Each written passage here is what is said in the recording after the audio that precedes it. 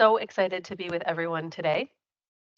Hello and greetings from the Thousand Islands, so in far, far, far upstate New York at the end of Lake Ontario. Thrilled to be with all of you as the first kickoff for our 4 days together. If you're in the Eastern time zone, as I am, so we'll be spending the 4 hours of our afternoon together. For some of you, I know that it might not be your first cup of coffee, maybe you're onto your second, or for some of you, maybe it is still in your first cup of coffee or water bottle, whatever it is that will keep you hydrated during our time together. We, in this 16-hour training, are going to cover the best practices related to what our team and what many in the field refer to as the grant life cycle. We're going to be talking about best practices in all the elements far beyond just writing. Want to do a little housekeeping and some introductions as well. So I'm Diane Leonard, pronouns she, her, and I am the president and owner of DH Leonard Consulting. We are a national grant writing and grant writing training firm based in far, far, far upstate New York. But our team and our clients are all around the country, and we truly love all things grants. For me, I actually have spent my entire career in the grant related field, but first, I was a grant maker. So I was on staff as a full-time program officer with the Michigan Women's Foundation. So providing grant funding to organizations throughout the state that were focused on women's and girls' issues. But I have been running DH Leonard Consulting since I founded it in 2006. And in that time, in addition to providing training to more than 86,000 individuals in the nonprofit and tribal sector. We have secured more than $121 million in competitive grants. So we are not just training in this work, but we are also doing this work. Now, this work of writing grants, seeking grants, managing grants, let's be honest, it can be very stressful. This field has a very high burnout rate. And so one of the things we like to talk about when we introduce ourselves is what it is that we do to help ensure that we are rejuvenated and ready to go and always bring our best selves to the teams we work with. And so for me, that means running. A little chilly. So indoor cycling also checks the box, and drinking for me 1 good cup of coffee. So that's a little bit about me. Also, I'm known to occasionally share a punny joke or two. Please, no pressure that you have to laugh with the team's reactions at that time. Now, along the way through our training, you may get the opportunity to meet some of our other team members.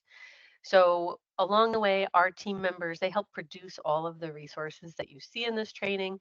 Beth may join us for some conversations about relationship development and the way we tell our story. Maggie may join us to talk about SMART objectives, what it looks like to write a goal, and then the SMART objectives under it. And you will hear me reference Julie Paynata when we get to conversations about logic models and about the good, better, best framework that we use when we're talking about writing our program goals, objectives, and actually planning for our evaluation in case we get funded. So those are just some of the team members that you may hear me reference along the way. We've got a lot of material that we're going to cover, and these slides, all 408 of them, plus our resources that we provide as part of your participation, are available through the website that Brooke and the team have put together for you. What we're going to cover is going to start at the beginning of our grant life cycle, thinking about who we want to have fund us. So we're going to spend a lot of time today identifying the best fit funders for you.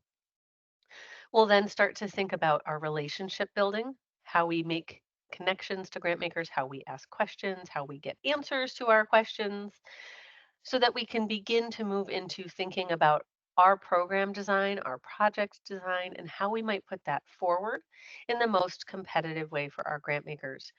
That is going to mean a lot of conversation about a blueprint idea that we call it a blueprint. Many in the field refer to it as a logic model. That will then bring us into some deeper conversation about what goes into the meat of any application, whether we're talking a foundation, a private philanthropic institution, or whether we're talking about a large federal grant.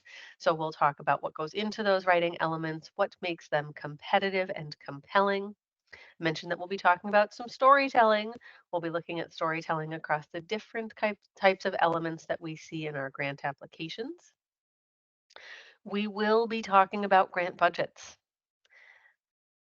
It's not going to be the first thing we talk about, don't worry, but we will be talking about them because even if it is a colleague in your organization who is helping to create or to draft those budgets, you need to understand what do they say, how are they a consistent, compelling component of the overall application. So we'll be looking at some of those key questions that individuals leading a grant application process need to understand. We will also be talking about what do we do before we submit. We maybe drink an extra cup of coffee. Maybe we go for a walk before we actually click the submit button or tell our colleague to click submit or send the email. But before those personal one-on-one logistical ideas, what we really want to do is we do a mock review process, a peer review process, something to help you and your team feel confident that you have done everything in your power to be as competitive as possible in the process before you submit the grant. So we'll be talking about that mock review process as well as actually throughout our 4 afternoons together, talking about the ways we can engage our colleagues in the process. Now, that's a lot of content. Don't worry, we're going to get through it all together. We're going to actually make sure that we are operating at a sustainable pace in the way that we operate in that work together by focusing on our sustainable pace. So, when we talk about our work, as I mentioned in my own introduction, one of the things that we're really focused on is how to ensure that we are not being burned out by this work. It's very stressful. There's really no stopping the grant flow of requests for information and the applications. There is no ebb and flow, it's just constant. Basically, a fire hose volume worth of grant application material. And so, to help ensure that that is not the feeling that any of us have, hopefully, during these 4 sessions together, I want to make sure that you know that there's a few things I have in place to help with some pauses, giving us time to think, to reflect, and to ensure that we are fully present as best able. The first one, I will not ask you to hold questions until the very end or until right before a break. I would encourage you at any time during our session, if you've got a question on your mind, I'd like to see it in the chat box in that moment. I might take a slide or take a few breaths before I get to the question, but I'd like to know that you have the question in the moment. So it's one thing I ask you to do. That helps to break up the course for all of us. Please don't feel like you have to wait for an exercise or a break, as I mentioned. I would love to hear your questions in the moment. The second thing that we do as we structure this time together, it's a lot of time on the screen. And per our ergonomics consultants that work with our team to help ensure that we're all set up the right way, we want to make sure we're following some of their best practices related to screen time. So it's not quite there in the recommended 20-20-20 rule, but once an hour, we are going to pause and we are going to take a hydration stretch break. Now, how you use that time, you are on your honor for what is going to be best for you. I do encourage you to please not get right into email or into Slack or into Teams chat. But if you could please at least glance away from the screen, look at something at least 20 feet away for 20 seconds. That would be fantastic at a minimum for your participation in the hydration stretch break. I will flag when those are happening. I will let you know that we're going to pause. I'm going to turn my mic off, my camera off so that I also can have that same break. And I'll let you know in the chat box as well as verbally what time it is that we'll be returning from that break. So it'll be approximately at the top of each hour that we'll be taking that break. And that'll be not just today, that will be every day throughout the course. You have your Zoom reactions open to you at any time. And if I see you raise a hand, also love to have you do that because that'll flag for me that there is something in the chat box that you want to have me address right away. Now I can see from the chat box, I can see some of your names. I can see where you're joining us from. For a few of you, I understand what your role is in the organization. But I don't know anything about your background as it relates to grants. So I have a get to know you question that should you be willing to participate, I would love to see the answer to in the chat box. If you could please, on a scale of 1 to 10, 1, I am just getting started related to grants. 10, I love talking about grants. Diane, don't feel pressured to turn my mic on, but I love talking about grants, but always learning more, here to learn more. If you could let me know on that scale of 1 to 10, how you would self rate your comfort level, your knowledge related to grants. And there is no judgment when I ask questions like this in the chat box, just trying to get a really quick understanding of who we have in the room with us today. Okay, I'm seeing a wide range of responses. Great. Welcome to everyone. For those of you who have said you have a higher level of comfort with grants, I have a special ask of you. We're going to cover so much information related to best practices. And some of your colleagues in this room who aren't as comfortable, who are maybe literally just getting started, I guarantee that they're going to have some fantastic questions for us in the chat box. And I say us because it is not just about me answering. I would welcome you to share your expertise in the chat box as well. If you see a question that you think you have an answer to that you'd like to share, I would strongly encourage, and I really welcome you to help answer those questions so that we can share the wide range of experience with all of the colleagues today. Literally, we're all learning each and every day.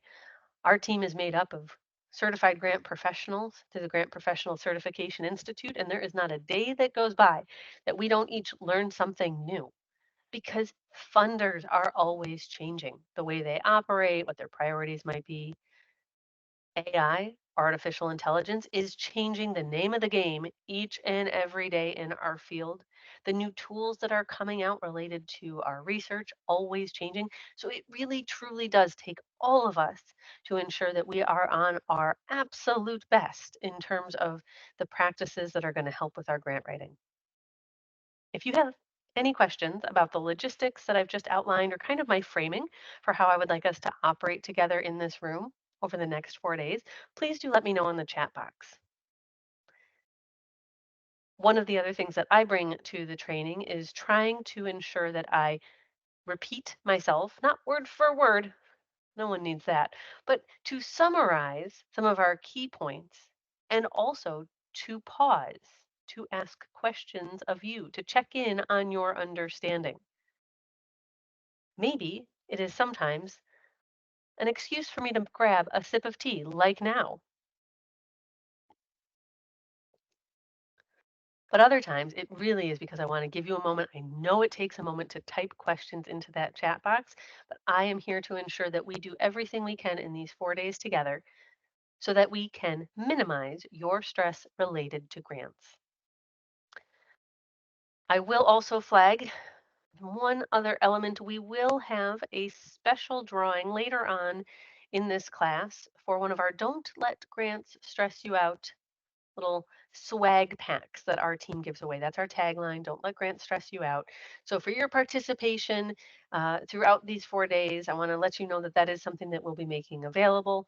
I'll let you know how to do that a little bit later on in class, not today. So we're going to start with our grant life cycle. And the idea behind the grant life cycle is like many of the water cycle, the life cycle that we might hear if we're thinking about biology class, about, well, now living environment class is what they call it in New York State. And my youngest is actually in that right now. And we were recently talking about one of the life cycle diagrams that she was working on and studying for an exam. And I'm like, yep, I get this. This is like my work as grants, never ending, always somewhere in the process. So the idea behind the grant life cycle is that it shows the 5 key elements of grant writing.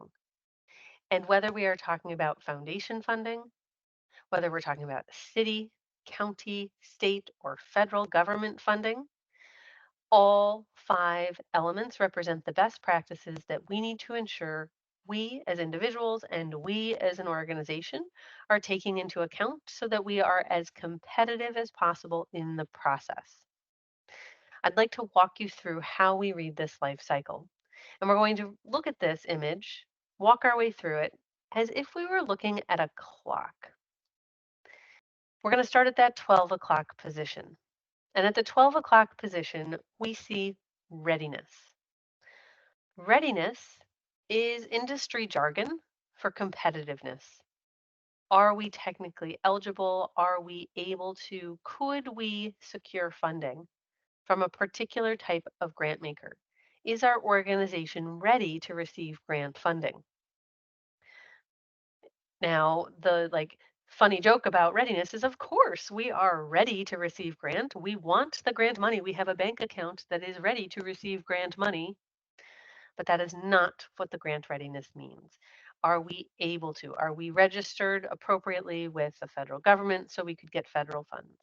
Are we meeting the eligibility criteria for particular foundation grants? Are we registered in their portals? So this is the base foundation level that will help ensure that we can technically apply for grants. As we move around clockwise our circle, we move to our second item. It's research. Who is going to be the best funder for your organization? Who's going to be the best funder for that specific project or program that you need support for? Not all funders are going to be a fit for you. And so we need to understand not only the tools that we use for identifying funding opportunities, but also knowing how to make a strategic no. How do you look at an opportunity and say, we're going to set this one down. This isn't for us. That is actually the hardest thing for some organizations to set something down that they would like to be able to apply for, but really isn't going to be a competitive fit for them. So we're going to work on that some today. As we continue around clockwise this circle, that brings us now to relationships.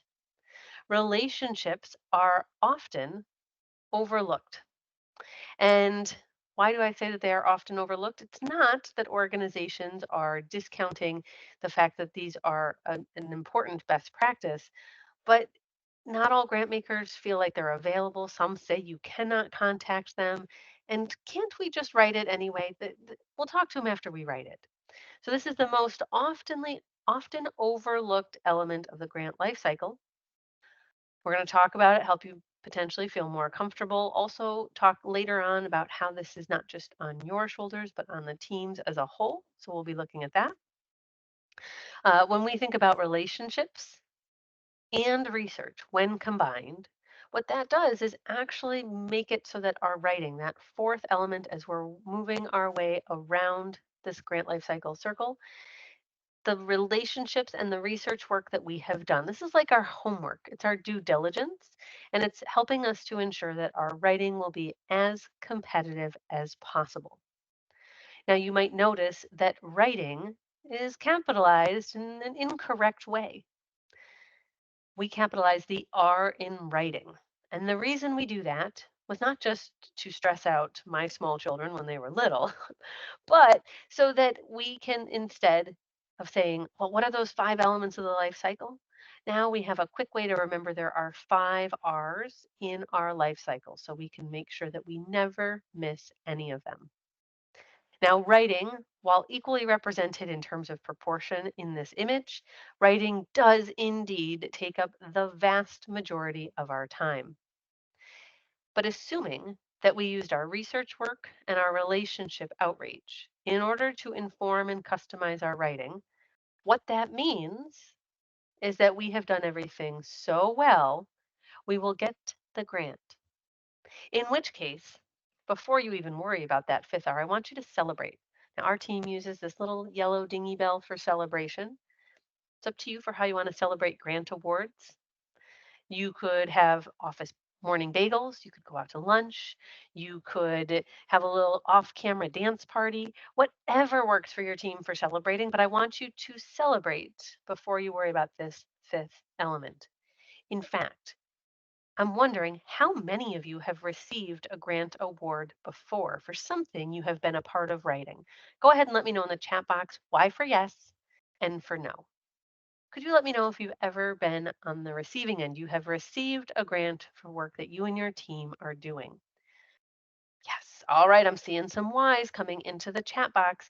And if you have, If you'd like to tell us what your team does for celebration, I would love to hear about it. One, that'll give ideas to everyone in the room, whether they have or haven't received an award yet. For those of you that have not yet received a grant award, you're literally getting started trying to get your first one. Please keep an eye on these celebration ideas because you're going to want to tuck those in your toolbox so that you've got them ready after you get your first award. So once we get the award and we're going to celebrate, we'll use some of the suggestions for what I'm hoping is about to pop into the chat box.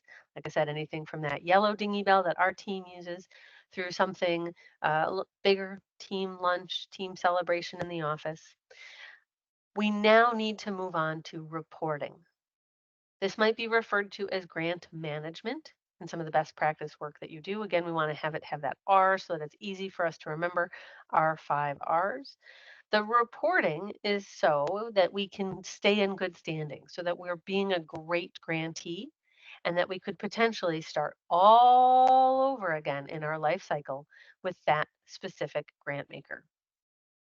And so we make it all the way from our first thought about are we ready or not, through our research, relationship building, all the writing work that will happen, ultimately our reporting so we stay in good standing, and then we can start all over again. Now, the grant life cycle is happening at a different cadence for each and every grant maker. So we might have one grant maker that we're in the research phase for, and 2 or 3 that we're in the relationship building phase for, and 5 or 6 that we're in the writing phase for, and 3 or 4 that we're in the reporting phase for. So thinking about where am I in my life cycle for this particular grant maker. It's a nice way to ensure that you don't forget a best practice for this grant maker. And if I think about where am I in this 5 element life cycle for grant maker B, I can think about where am I and what do I have to do next. I see a great celebration item that I didn't call out as one of those options yet was public recognition at council meetings. Fantastic. Yes, that's another good one to add to the list. Public recognition from not just your immediate colleagues, but maybe the bigger organization as a whole or the whole community. I think that's a great way to have celebration as well. Fantastic. If anyone has any questions about the grant life cycle and those 5 key elements that I've called out, please go ahead and let me know in the chat box. We've got those 5 elements. We have an R present in all of them. Yes, the R is capitalized in a funny way for writing to give us readiness, research, relationships, writing, and reporting. Those 5 elements we want to find present in each and every grant opportunity, each and every grant maker we work with. Now, along the way, I use the phrase grant maker and funder. I use them pretty interchangeably as vernacular. What we're talking about is the organization that is going to make grant awards. So I'm using that phrase when I do use it, I'm using it broadly. I could be talking about foundations. I could be talking about city or local government. I could also be talking about federal departments and agencies. So again, in terms of the terms I'm using, grant maker, grant funder, all mean the organization that is making grant awards. Our readiness as an organization looks different for each of us. And each of your organizations is probably in very different places with their readiness. So what I'd like to do for where we're going to start is actually in finding our funding opportunities. I'd like us to spend our time today finding the best fit funders for you and your organization. As we think about our funders, I would love to hear whether you have been doing grants for a while or you're literally getting started. What is the majority of the funding that your organization wants? Is it foundation, so private institutions, or is it state government, or is it federal government, or is it a combination? If you want to type in the chat box for me, what type of funding is it that your organization is most focused on? There is not a right or wrong answer to this question. It is really just so that I can get a sense of who's in the room and what types of funding it is that you're looking for. All right, I see a lot of combos. All okay, a few that are just federal. All right, good. All I could think of when I saw combos pop in was I said combos and then I was thinking foods. And it is not yet our break time, but I'm already thinking about snacks. And so I know some folks have joined us since we started. So I did want to just highlight that logistical piece that we do take a hydration stretch break, maybe a snack break for me based on my reaction to your typing of the word combo. But we'll be taking a break approximately at the top of each hour throughout our training today and the rest of the week. Okay, yep. Seems like the majority are saying combination of the different funds. And of course, if we find a great grant maker, they're willing to fund our work. Doesn't really matter, right? We're like foundations, sure. Federal, sure. You're going to give us some good grant funds, of course. How do we find them? How do we find them? How do we find those best fit funders? Mm, I don't want to actually talk about how we're going to find them yet. I want to know what your priorities are first. Did you know that grant research should be a very selfish process? If you need to use the like surprised Zoom reaction, I'm not mad about it. If you didn't know that grant research should be a very selfish opportunity, like I said, all reactions welcome. Here's why. If your organization is chasing grant funds, and I use that word on purpose, if you are chasing grant funds, if you are creating things, air quotes, just to be able to secure grant funds, it is going to be incredibly difficult for your organization to be sustainable and successful in your grant seeking efforts. You might occasionally be successful, but not as successful as you could be if you are thinking about your needs first. And certainly, it is difficult to be sustainable if you are not putting your organization's priorities first. So here's what I would love to have happen. If you are willing to type into the chat box, that's great. If you prefer not to, you are welcome to write this out on a sticky note, the back of an envelope, type it in your notes document, whatever's going to work best for you. But I would like to know, and please put the numbers in front of them, your top two priorities that you need grant funding for in the next year or so. It is very important that you tell me which is number one and which is number two. I don't want to see they're not all equal. I want to have very clear understanding of what is your number one priority that you need funding for in this next year and what is your second most your highest priority item. So your second priority item in that list. And again, no pressure that you have to use the chat box. If you want to jot it down, you may certainly do that. Now, for some of you, I know that the list might be far longer than two things. I just want to see that differentiation at the very top for purpose of the exercise. But when we talk about our research guidebook, one of your downloads that is on that course resource webpage, you're going to see that the same exercise is there, asking you to list your priorities. What is the priority for your resource need? The reason that I ask not just for a list, but for a sequentially numbered list is so that it is clear to you and to your colleagues if something comes up for funding, can it fund item number one? Oh, it can't? Should we still look at it? Well, now we could look at if it funds priority number two or priority number three. Oh, it doesn't help us with any of our top five priorities for this year? Perhaps we should say no. Perhaps we should set it down for this cycle. Maybe this is not the best fit for us. So having your prioritized list already agreed upon before you start researching grant opportunities will help your organization to filter out what is a good fit for you or not. So it literally is going to be like your funnel, your calendar, a filter, something. If you think about taking a large volume of something and trying to narrow it down, this is what you have just typed in the chat box or what you have just produced for your organization by making notes in your own way in your office or at your desk. So let's take a look at a few of these different priorities. Let's see. So Pamela has said number one, a new child care center. Number two, environmental improvement. Pamela, thank you for sharing.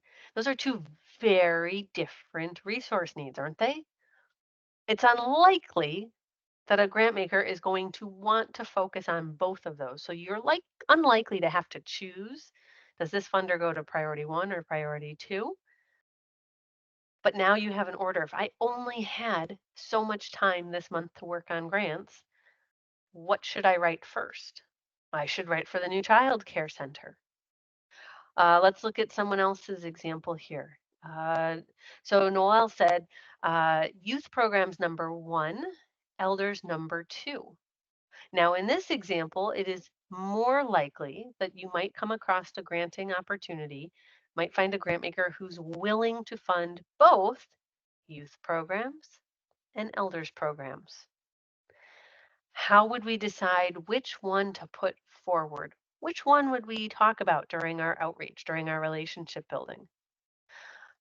You talked about priority number one, so we would talk about youth first. And if the grant maker didn't seem like very interested in the youth program, oh, well, dear grant maker, I'd love to tell you about our other priority item that we're working on getting funding for this year, our elders program. Let's talk about if that's a stronger fit for your priorities right now. So not only have you ensured that you are asking for funds that are related to your needs, but you've also thought about what is plan B if a grant maker in conversation with us isn't seeming so interested in what is our number one priority. All right, let's look at one more example. I see that Jason has shared not just numbered one and two, but we even got to number three in that list. Awesome, Jason. Thank you. Number one, improvements to the highway. All right, so we're thinking infrastructure. Number two, waterfront restoration, revitalization. Okay, great. Three, energy sovereignty. There are some elements of those three projects that could come out in different funders, but those also feel like they could be distinctly different. Let's play again with that capacity idea. We only have so many hours in the day or in the month with which to write grant applications. So if we were trying to decide if something opened for each of those three right now, and we could only write two of the three with our capacity, which would we write? Improvements to highway, number one. Waterfront restoration, number two. Understanding your priorities, where you need grant funds, is going to help ensure that your time is spent in the way that is most meaningful to meet the needs of your organization. And it is the answer to many thoughtful questions from within the organization. Should we apply for this or not? Well, does it meet our top priorities or not? We don't have the capacity to do all these applications. Which ones should we write? We should write the ones that help address our top priorities. Why did this program, of the 10 different programs we run as an organization, why did this program get to apply, not this one? Because this one, program A, is most closely aligned with our priorities this year versus program B. Both still meaningful, but when we have to make tough choices about where do we apply for funding and how do we commit our time as an organization, you now have a filter. You have the funnel for your organization. Whew, you didn't know that you were going to have a filter or funnel to use like that in the what? First 40 minutes of class? Yep. Good work. Before we even get to our first hydration stretch break, you now have what you should use for each and every application discussion in your organization. Okay, I get it. I only asked you to list in the chat box your first two or to maybe jot those down on paper. I would give this as optional homework. When it comes time to think about what are your organizational's resource needs, your optional homework to conduct in the next 30 days. Let's give you a little more than 30. We're going to say by the end of April, your optional homework is to complete the resource needs priority list. in our resource guidebook, our research guidebook. I want you to complete that page by the end of April so that you have that to reference in all of your grant conversations. I can't assign real homework. It doesn't work. I can't follow up with you and ask if you did it or not. How many of you, though, are willing to take on that optional homework assignment to ensure that you and your colleagues agree on what are your numbered sequential resource needs for the upcoming year? Go ahead and let me know either with a Zoom reaction or maybe a Y for yes in the chat box. Like I said, there's zero pressure. I can't follow up with you. I will not be checking in to ask. Oh, but I see some thumbs coming up in our Zoom or our Teams reactions. I see some of you saying yes in the chat box. I want to flag that you have all of our contact information in our materials on that website with the training materials. And so you are welcome, while I won't follow up directly to see if you did it, you're welcome to ask us questions when you're doing that homework so that that is a meaningful tool for you for the next 12 months. Having that prioritized list is going to make your research work. I don't want to say easy. It's not Staples button easy level. It is easier if we have that list in hand. I am not telling you that you have to wait to do research work until you have that optional homework completed at the end of April, but it certainly will help. So you might want to set a different internal deadline for yourself if it feels like there's a lot of pressure to get research done right now. You might want to have your prioritized lists completed sooner rather than later. Once we have it though, so if you don't mind, we are going to make a big assumption together and we're going to talk about how we will find funders and how we will pass judgment on if they are a good fit for us or not. I see in the chat box a question in that research page, what was the document called? It is the research guidebook, should be what it's called, as a link there for you. So it's our research guidebook is what you want to use to, again, go to the page that has that numbered listing of your resource needs. Once we have that available and ready for our teams to use, we are going to, well, we're going to dig into our research toolbox. There are many research tools available. Many. Some of them cost money, others, no charge. Our team does not endorse any one tool for doing grant research. In fact, we ourselves subscribe to multiple paid databases and also have a wide variety of free tools in our toolbox as well. So we're not going to start by having a conversation about tools. Rather, we're going to start by having a conversation about the 7 things that I would like for you to find about each and every grant opportunity that you as an organization will consider. You do not need to find them in the order listed. This is not, well, it's 7, not 10, but it's not like a late night TV show top 10 list, top 7 list. It's not that number 1 has to be more important than number 4. You can decide and mix up the order that you find them in, but I want you to consider it sort of like a Where's Waldo book or on some sort of scavenger sleuthing hunt. We want to find all 7 items so that we are comparing apples to apples when we're looking at funders in terms of the types of information we have available to make a decision based on, not apples to oranges or apples to pineapples. We want our funders to have the same types of information available as we make a decision about whether we should apply to funder 1 or funder 2. These 7 items, we're going to walk through each of them in detail together.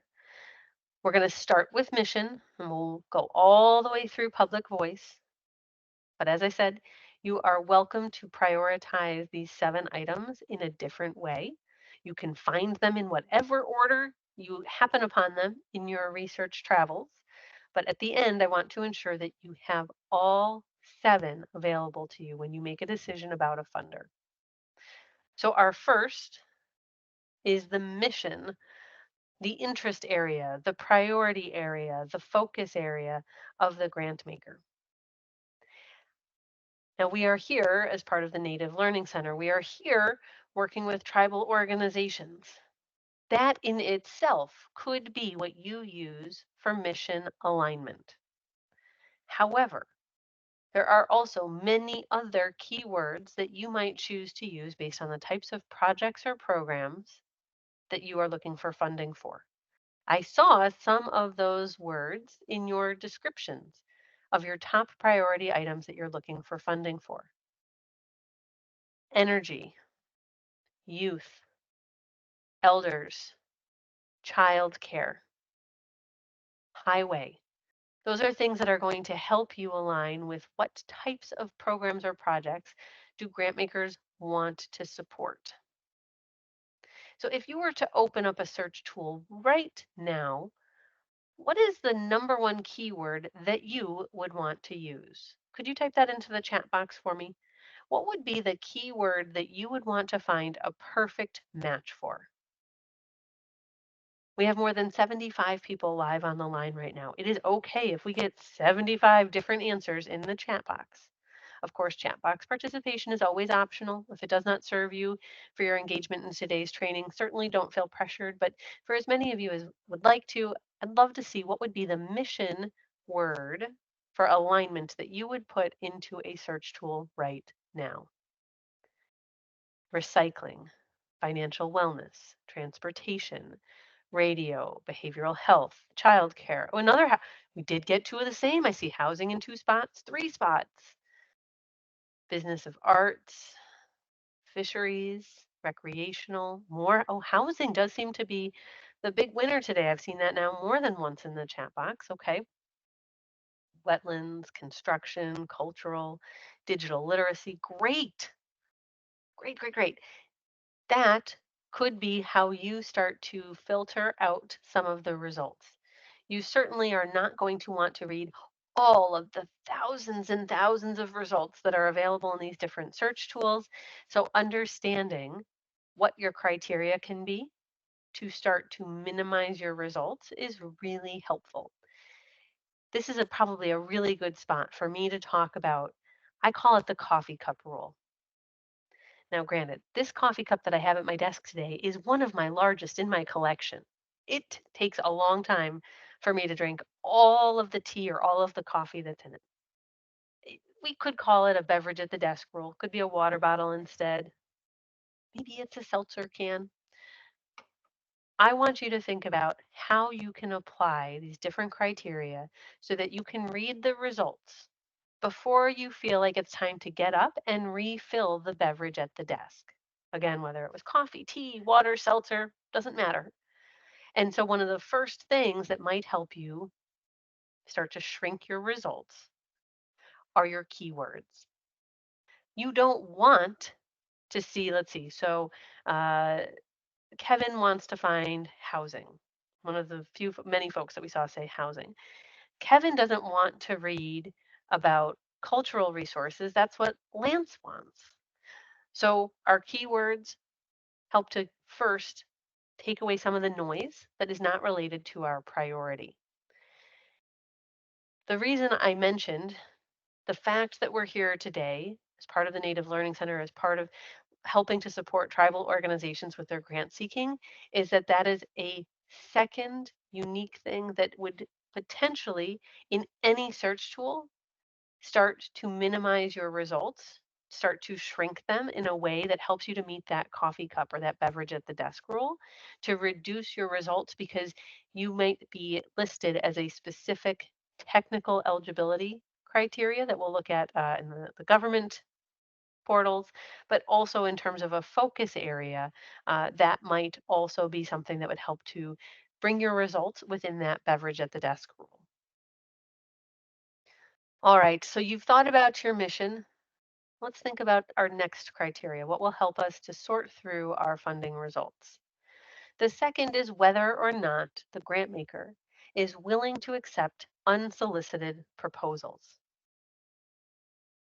What this means is that the grant maker, this could be foundation or government, is not accepting they're not accepting proposals from anyone and everyone. They are only accepting proposals from those that they have invited. It's sort of like if you were to receive an invitation to, say, a birthday party or a wedding, you aren't going to go to the party or to the wedding reception without the invitation. You might be aware that it's happening, but you're not going without the invitation.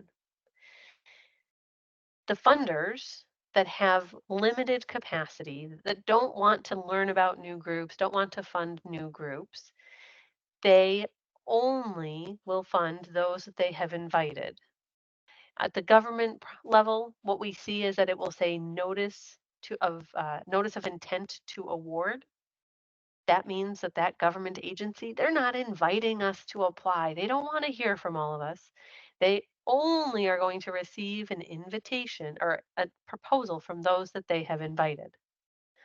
On the foundation side, this is actually nearly half of foundations around the United States say that they do not accept proposals from those that they have not solicited. They only want to receive applications, receive proposals from those that they have directly invited. And the way that they indicate that is in their annual IRS filing. We'll look at the IRS 990 a little bit later on in class. The IRS 990, a huge, joyous PDF full of information about these grant makers, has a very specific spot in Part 15, number 2. It's this teeny tiny little checkbox that you can see towards the middle of your screen. If a foundation has checked that box, it means that they do not want to receive your grant application unless they have specifically invited you. If that box is checked, please close information about that foundation and move on. Spend your time finding funders who are willing, who are interested in funding organizations that they don't already know about. If that box is checked, your odds of getting funding are incredibly slim. Incredibly slim.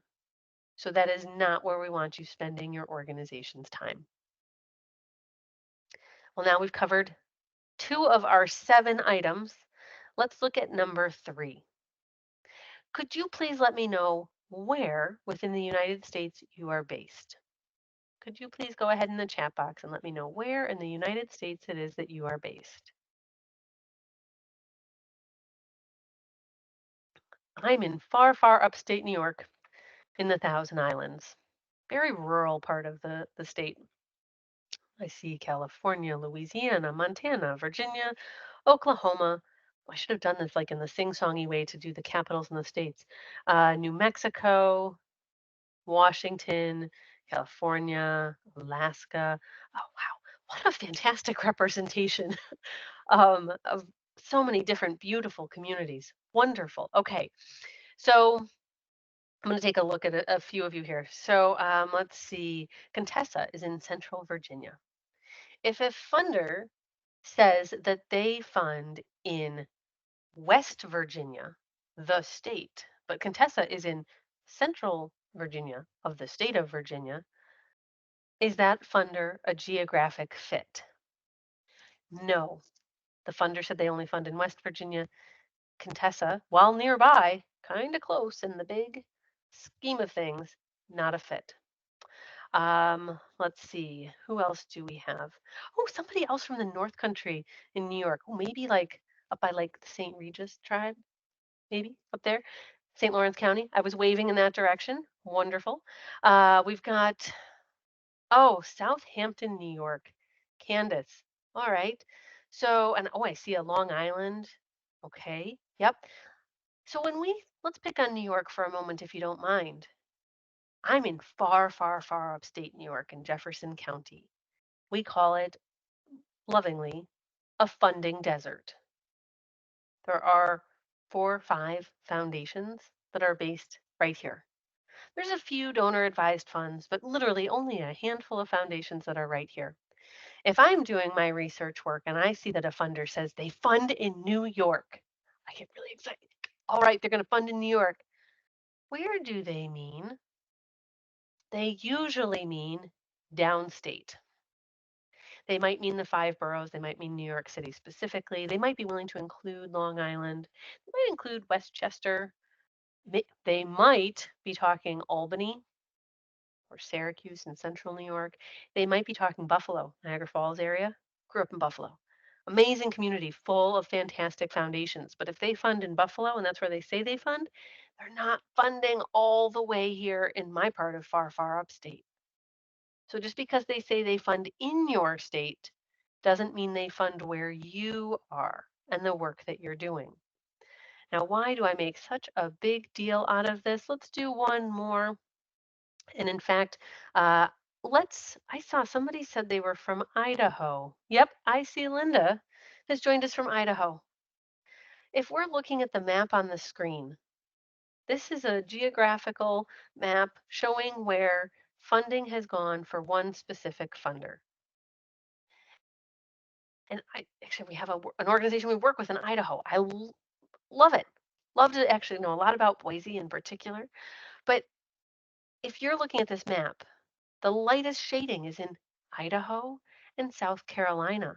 So everybody on Linda's behalf, do we think that this is a funder that supports a lot of work that is intentionally trying to fund in Idaho? Let me know in the chat box. Y for yes and for no.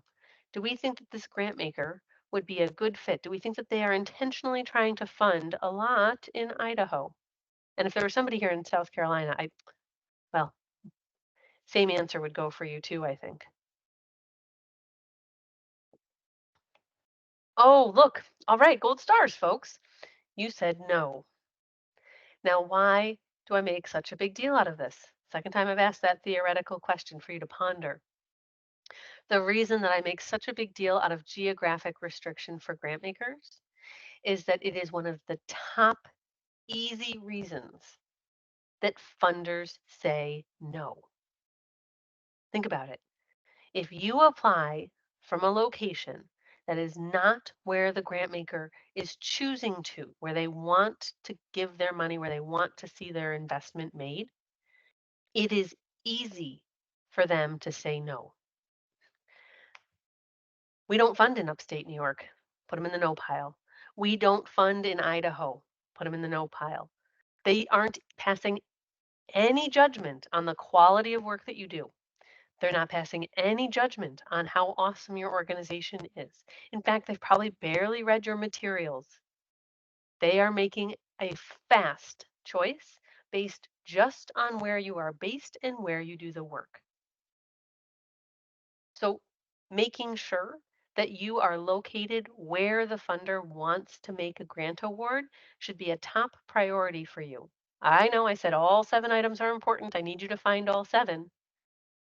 Make sure that you feel very certain about the answer for number 3 so that you do not quickly end up in the no pile.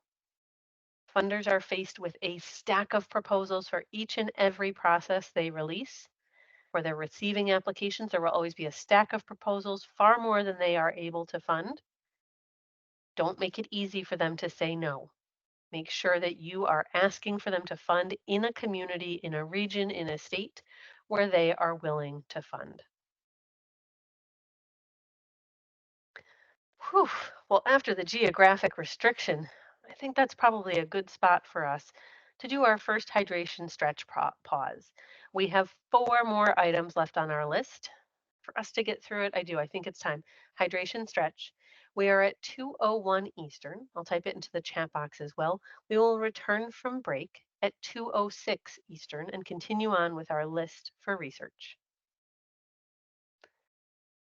I hope that you enjoyed your hydration stretch break. At a minimum, as I mentioned, trying to look at least 20 feet away from your screen for 20 seconds is a good way to give our eyes just a little break.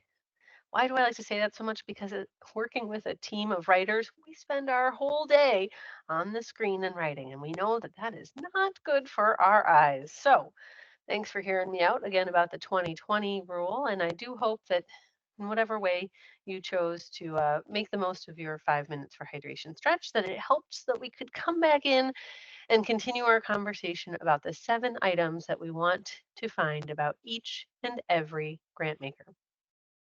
So our first item we looked at was mission. Our second item we looked at was whether or not the grant maker was going to accept proposals from those that they did not invite. Our third was the geographic restriction for the grant maker. Our fourth item is who have they funded before? This is referred to usually as who are their previous grantees or who are their past grantees. If we look at this on the screen, what we see is a list of grants that were made from the Hearst Foundation. And this is, yes, over a period of time that at this point feels like classic rock, 2016. It was a number of years ago. But whether we're looking at a foundation from last year or 2 years ago, what we're looking for when we look at their previous grantee list are a few things that are helpful for us in deciding, is this a fit for us or not? We are seeing that these are grants that are being made to a lot of large organizations, large museums, large hospitals, institutions of higher education. Wow, big organizations for sure. And in very large cities, New York City, Houston, Pittsburgh, San Diego, Cleveland. I'm wondering how many of you are based in a large city, like doing work in a large city. Could you let me know in the chat box why for yes? Or give me a reaction letting me know. Are you in a large city? I've already talked about my rural community a few times, so we know my answer is no. Mm, okay, I'm seeing a number of you saying no. Small cities, rural, maybe mid-size. Okay. If you said yes, you might still be interested in this particular foundation because you are like their grantees. You are in a large city. Mhm. Well, let's step back and not worry about our community size for a minute. Instead, let's think about the type of organizations that we're seeing this particular grantmaker fund. Museums, hospitals, institutions of higher education. Does that describe any of you? Here, I'll put a little delineator in the chat box for us. Why for yes and for no? Do those types of organizations, museums, hospitals, institutions of higher education, does that describe any of you? And I don't have the full registration list, so y'all could surprise me. Yeah, and okay, so there's a few of you where this is going to make sense. You're like, that is us, Diane, that is. But for many of you, what just happened? For some of you, you said, oh, no, that doesn't describe us well. They only fund in big communities, and we are in small or mid-sized communities. We're in a, all right, I'm going to close it. Or you might have said, we are in a big city, and we're like one of those recipient types. Maybe this was your diamond in the rough. Maybe you just found your needle in a haystack.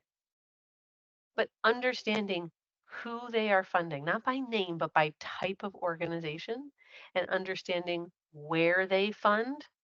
This is a different where they fund conversation than the map we looked at. This is the types of communities they're funding in. We might have just come across a strategic no. Looked like it could have been a fit. Nope, not going to work for us. I'm going to close their information. I'm going to stop researching them. It's time to move on to a different funder that's a better fit for us. So what I want to highlight about that idea, we are on only number 4 of 7 related to how many things we're finding about all of our funders.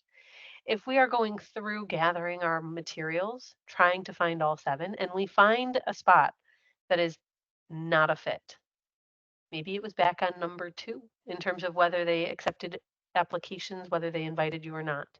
Maybe it's here on previous grantees. If you find a spot where you go, oh, This is not for us. You can stop gathering the 7 items in that moment. Set it down. It's okay to stop finding all 7 things if you found something that makes it so this is not a fit for you. However, if you're gathering information and you made it this far with a particular funder and you still think that they could be a fit, let's go ahead and find our 5th item. Average grant size. Now, I've learned a fair amount about your work, although in a very disjointed way. So I don't know that I have a whole story yet about any one person, but I know where you're based. For some of you, I know your number 1 and 2 priority items you want to find funding for. For some of you, I know what size communities you're in. For some of you, I know whether or not you're a museum or not, or institution of higher ed or not. What I don't know is what would be your ideal grant size. If you got to pick, you were going to get to tell me as a grant maker to put whatever number I wanted you, nope, you wanted to write into that check. What is the magic number that you would want to have written into that grant check? Is it 15,000? Is it 150,000? Is it 1.5 million? Literally no judgment on how large or how small your perfect grant size is to accomplish your number 1 priority item. So if you could type into the chat box for me, please, what is your number that you want, your perfect grant size? Dollar amount, small, big, medium. What is the actual dollar amount that you would want? And this should be for your number 1 grant priority that we typed into the chat box earlier. How much do you need to do that work?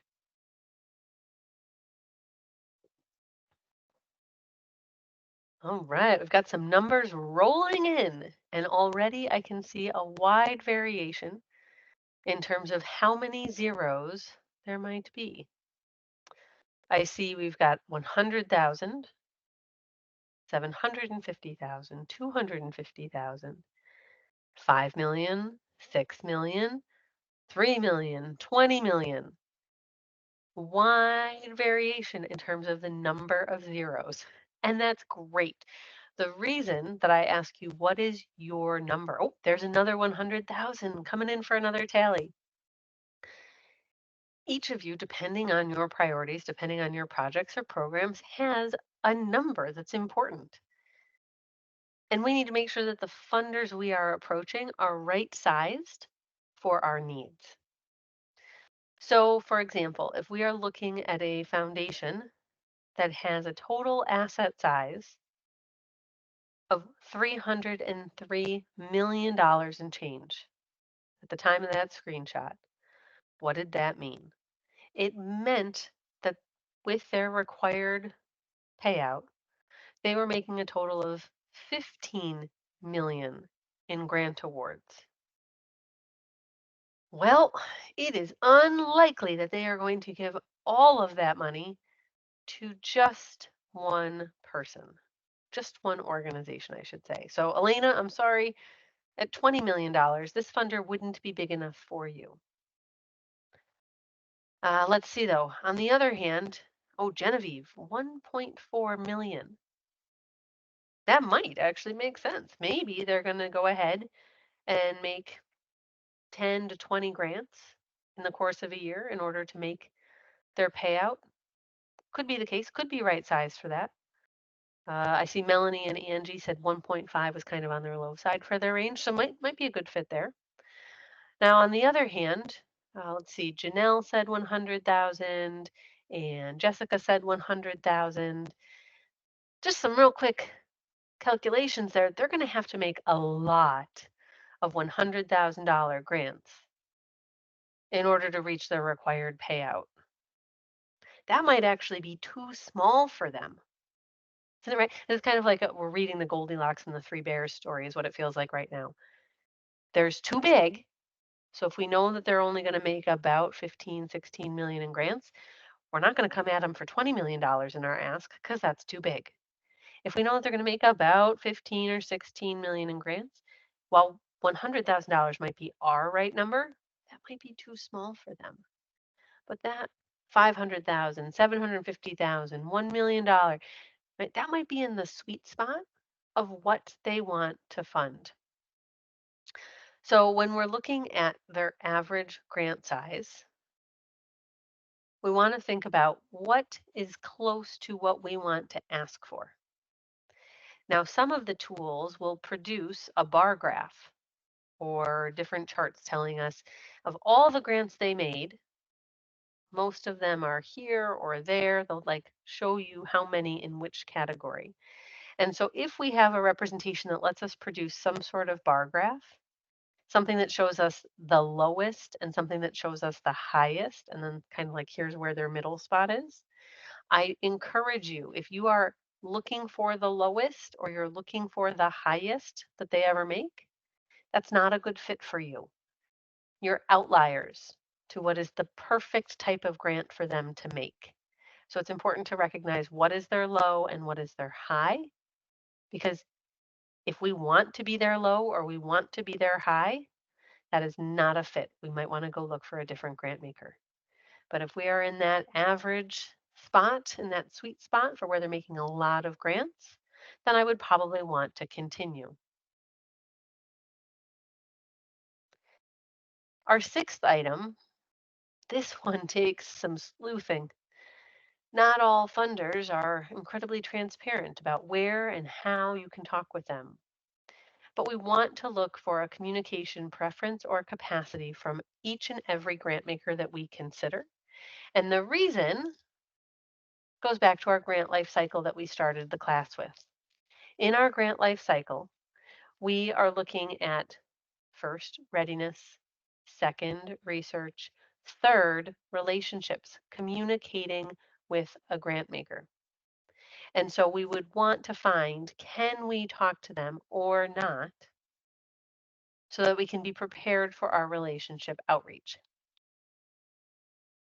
Communication preference is about where do they like to be communicated with, through an online form, through an email, through a phone. Maybe their preference is no communication at all. Valid, that's their choice. Capacity is, do they actually have the bandwidth to answer the emails, the phone calls? Some even large foundations or large government grant agencies that are making grant awards and have paid staff don't have the capacity to talk to everyone one-on-one before they apply. Sometimes that's more their preference that's coming through, but we want to find out both what's their preference and what's their capacity.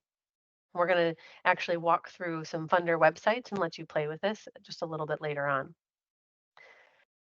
I will call out that with communication preference and capacity, sometimes what we will find are not just generic email addresses or general phone numbers that go to like the top of a phone tree. Some grant makers, and this is on the foundation side, on the philanthropic institution side, some will list the number for their accountant or for their lawyer who is managing the funds. And what that is usually an indicator of is that there is no preference and there is no capacity to talk with you before you apply. Not a hard rule, but a general rule. Now, I got a question about my last slide talking about budget size. Denise asks a great question. Couldn't we use multiple funding sources for our total project cost needs? Maybe we could divide the project into construction or staffing, etc. Yes, 100% you can do that. You can take your total cost and break it out so that you are getting sources from different grant funds or even diversifying types of revenue. So maybe not all grants, but some individual donors. First, I should have said that for simplicity of that discussion, I want you to think about it as you want to go to one grant maker to fund the whole thing. That is the simplest and the easiest way to fund the work. But Denise, to your point, especially with a project as big as like building a new recreational health facility, it is unlikely you will do that all from one source. You're likely going to need multiple sources and you'll put it together a bit like a jigsaw puzzle for how you fit the different requirements in. But ideally, especially if you're talking about smaller projects, instead of piecing lots of things together, the more you can have funded by one funder, the less stressful in implementation to ensure that you're not over or underfunding a category as possible. But yes, the bigger the project gets, the more likely it is that you're going to have multiple cooks in that kitchen in terms of how many funders you might have involved, for sure. So our last of our 7 items, public voice. When we think about what grant guidelines look like, they are dry. They're very technical. They have lots of rules, whether we're talking about foundation or government. It does not really share a lot of the personality behind the grant maker. Occasionally, it tells us a little bit about kind of their why. Why are they doing this? What are their priorities? Why does this matter to them? Not always. And so, anytime we have the opportunity to learn more about the grant maker, in particular, the projects they fund and the way they describe their work, their impact, the more we have an understanding of a grant maker that allows for us to tell a story to them in the application, to talk to them over email, to have a conversation on the phone that also hits on those high notes for them. And so, what we're looking for are any other places that the funder is talking about their work. It might be that it's on Facebook and they're sharing stories about their impact. It could be that it's on Twitter, well, X, and they're talking about the work that they fund. It could literally be on YouTube where they're sharing or resharing the videos created by grantees. It could be a blog that they are writing. It could be a blog that they're guest blogging on. It could be the article in Nonprofit Quarterly that they have contributed to. Anything that we can see that is giving us a closer eye into what does the grant maker care about? What research studies are they resharing on their social media from the actual funder account? What are the things as a funding organization that they comment on LinkedIn? How many of you, and not saying interact with, but how many of you have ever watched or looked at a grant making organization in some form on social media? Facebook, X, LinkedIn, YouTube. Go ahead and let me know in the chat box or give me a team's reaction. How many of you have ever looked at a grant maker on any form of social network? Again, the clarifying piece is not that you have to have an account on those pages, not that you have to interact with, not that you have to comment. Okay, I see some of you have, not all. This is a great way to learn more about what does it sound like to them? What do they get excited about? How do they like to describe their work? How do they like to see their grantees talk about the work they do together? They're giving you a tone that you might want to carry into your own application. There's a great example, and it's based here in New York State. There was a new but huge foundation called the Mother Cabrini Health Foundation. And now they've been around for maybe we're going on 7 years at this point, 6, 7. When they first started, all they had was their very basic website and set of guidelines. But as they have then made very large grants around the state, their website has grown, but so too has their social network presence. And so while their website was still in its first iteration, very basic information, not a lot of personality, not a lot of stories, what started to happen first was that their social presence on Facebook started to include the sharing of stories. So as those first grantees were having success, were sharing photos in their reports, the foundation started to reshare those stories. And all of a sudden, the sense of what matters to this foundation, what do they like to see in terms of impact, how do they want to talk about impact, became clear to everyone else who's watching. Now, I know most of you did not say you're in New York State. So you're like, Diane, why does this story matter? Well, take this story and put it in your state or in your community. Because now, as we are literally counting down the days until their letter of inquiry process will open for the state, those who want to apply, it's highly competitive, and these are some good sized six-figure plus grants. As these are getting close to opening for the process, people are watching. Who have they talked about funding lately? Not just in their list that they publish each year, but who are they promoting on Facebook? Who are they highlighting in their annual report? And what sort of information are they sharing about them? That is all public voice. And that is equally important to what did the guidelines actually say that they want to fund.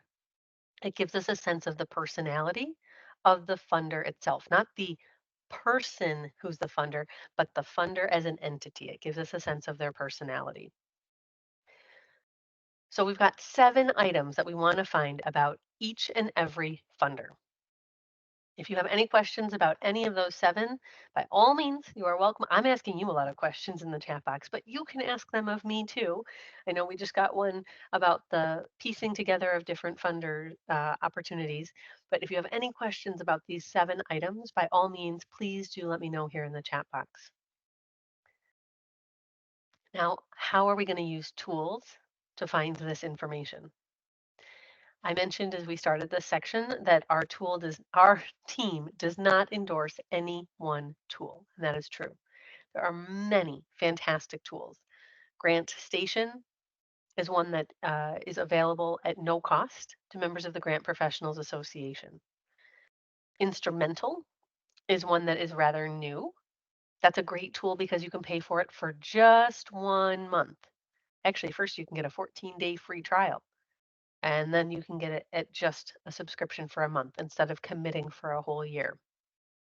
Foundation Search is fantastic if you want to track your relationships at the same time as thinking about the grants that you're applying for and researching.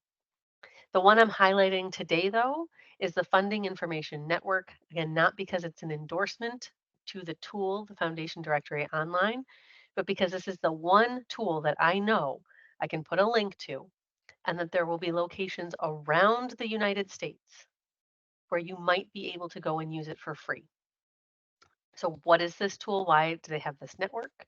So the Foundation Directory Online is a program of the Foundation Center, which is also part of Candid. And what they did is they have the Funding Information Network. So community foundations, United Ways, maybe public libraries, universities, or colleges all around. There are a few locations outside of the United States, but mostly around the United States. These network locations, they paid for the access. So this is not just out of the goodness of the heart of Foundation Directory Online, but this is those in your community saying we want to make this tool available at no charge to grant seeking organizations like you.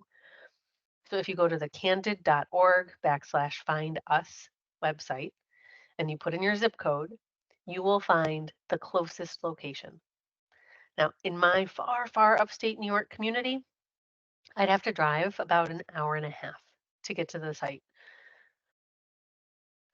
That's not too easy, but maybe I can work it in with an appointment or heading to the airport or something else that I have going on, right? So they're not always right in your own community, but I do encourage you to check it out and see how close it could be because these sites not only are going to give you free access because that site paid for it, but also they often have nonprofit and grant seeking librarians. So people that'll help you with other resources as well. So I do strongly recommend checking it out. Again, not because it's an endorsement of the tool, but because of what it usually means in terms of resources that are available to you. Now let's go on to the free stuff, shall we? The things that don't cost you any money or might not even take you any time to travel to. My number one free tool that I like to use for grantmaker research, it's a funder website. Yep. And maybe say, Diane, that was one of those like forehead slap type moments. Well, it is and it isn't. Not all grant makers have websites. It's the unfortunate part. But If they have a website, yes, it's our absolute favorite because you've gone to the source.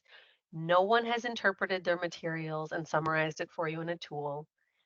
No software engineer's delightful algorithm has taken bits and pieces and put it up into a tool.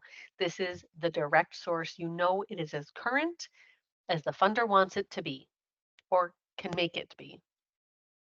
When we're on a funder website, I like for you to find 3 things to help you make some decisions about whether or not you want to dig further. There's all sorts of nooks and crannies to any website. And before you go digging for hours or even more minutes, let's find those 3 things and think about if it's a fit or not. I would like you to think back to, please, your number one priority item that you typed into the chat box for us earlier. What is the number one thing you're trying to find funding for? As we look at their funder website, I know you don't have any of the language for all of the priority areas, but big buckets: culture, education, health, social service. Do you want to read more or not? Please let me know in the chat box or with some sort of Teams reaction. Based on those 4 categories, do you want to read more or not? It's okay if you say no. You can say that I don't think this one's going to be a fit for us. Let's get a sense. This is what I want you to think through in terms of your practice every time you consider a funder.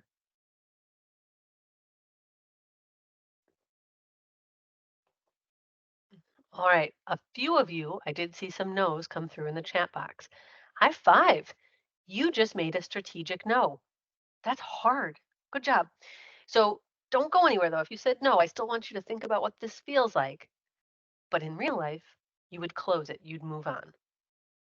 Okay, so for those of you that said yes, I'm like, well, now what, Diane? You said 3 things. That's only one. So I want to know, what does it take to apply? What is the process? Well, the instructions are linked right here from their application webpage. And what it's telling us is that we are going to do an online application, and it's going to be an online portal. We've got 3 months from the time we open it until the time we click submit, or they will delete it out of the system. But we're going to do an initial letter of inquiry. Okay, so it's at our discretion, and it's a short application, so we could decide if we like that or not. What we're watching for here in terms of the process, what is it going to take to apply? If a funder wants to have you write a 10-page narrative and you're only asking for $5,000, that doesn't feel right sized. That feels like a lot of work for $5,000. But if they're asking you to write 10 pages for $500,000, maybe that feels more like an appropriate amount of time to spend. 10 pages for 1.5 million? Sign me up. That sounds great. Do I have a week or do I have 2 weeks to get it done? Do I have 7 weeks to get it done? So understanding the process, we want it to be right sized for the amount we're going to ask. If we like what we read there, the third thing I want you to find, I want you to find their frequently asked questions. That is likely to help you find the answers to many of your 7 items. Do you fund organizations that are asking for supportive advocacy? Do you fund outside of the Tri-County area? Do you fund outside of California? They're going to answer the things that they get asked all the time. And many of those are related to those 7 items. When we are looking at our frequently asked questions, so the things that you would never want to ask a grant maker over email or over phone or in person, because it would show you hadn't done your homework. If we are reading those items, we will also, whether as a separate page or within it, often find a list of things that they will not fund. In this case, what won't they fund? They will not fund operations outside of the United States. All right. Audited expenses under 1 million. How many of your organizations are smaller, and There is no judgment. This is just a technical eligibility question here. How many of your organizations are smaller than $1 million for your annual operation? Go ahead and let me know in the chat box or with a team's reaction, either one. Okay, I saw a team's reaction. I see some people chiming in the chat box. You would close this opportunity. They don't want to fund you unless you are over $1 million. This came out from their frequently asked questions section. So you'd say, oh, all right, close it down. They're a no for us. But if you said, we're bigger than that, Diane, what else are we watching for? Well, let's see. From what we saw for some of the different things in the chat box, they're not supporting what else? They won't support it if it's about film or television. They won't support it if it's about a festival, tour, conference, workshop, or seminar. They won't fund it if it's about public policy or advocacy. They won't fund it if it is seed money or startup for a startup project. So maybe any of the pilot projects or programs you were going to launch. Okay, so I've got a pretty long list of things they won't fund. That's what we're looking for to make sure we are not asking for something that is an easy no for them. Now, if you read through their website, you found that we are a mission fit, number one. Two, that the process for applying feels appropriately sized for the amount we want to ask. And three, we read all their frequently asked questions, and there is nothing that has flagged us as an issue right now. There's a little more digging that I want you to do. And what I want you to read is their IRS 990. Well, I know I should have ducked when I said that. We're going to read IRS tax forms. Before you read the tax forms, you might look on their social media, poke around, look for their public voice. You might do a little deeper digging in their website, and then you'll come to their 990. I'm wondering how many of you have read an IRS 990 for a grant maker before? Go ahead and let me know in the chat box or with the team's reaction. How many of you have read an IRS 990 before? Oh, this is going to be a whole new sort of fun for a lot of you. I can tell you're excited about the IRS tax form. I can tell. All right, what is in the 990? So there are a few sites that are available to us at no charge to look at this tax form. We can use guidestar.org. You're going to have a free account there. At the Foundation Directory online, they have a 990 finder that is free. So don't worry about the rest of the tool, just the 990 finder. Or the third option is that you can actually go to the IRS website to download these.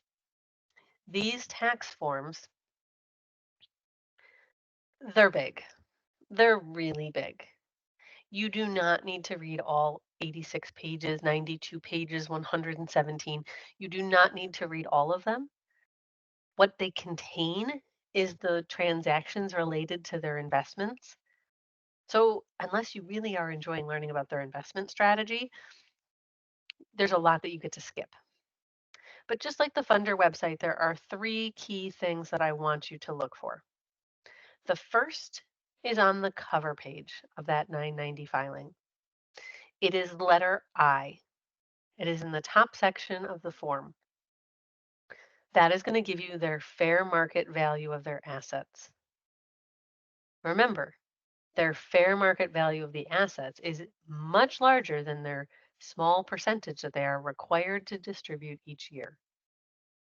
So if we saw 314 million in change, they're probably giving out about $15 million a year. So that would give us judgment, just like we did with that other example.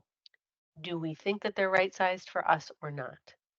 This is such a big asset size that if we were coming to them with small grants, 5,000, 50,000, that's unlikely that that's the size grant that they're awarding. They're thinking much bigger. On the other hand, if we opened up a 990 and in letter I at the top of page 1, we saw an asset size let's say of $314,000. So we're missing a few digits.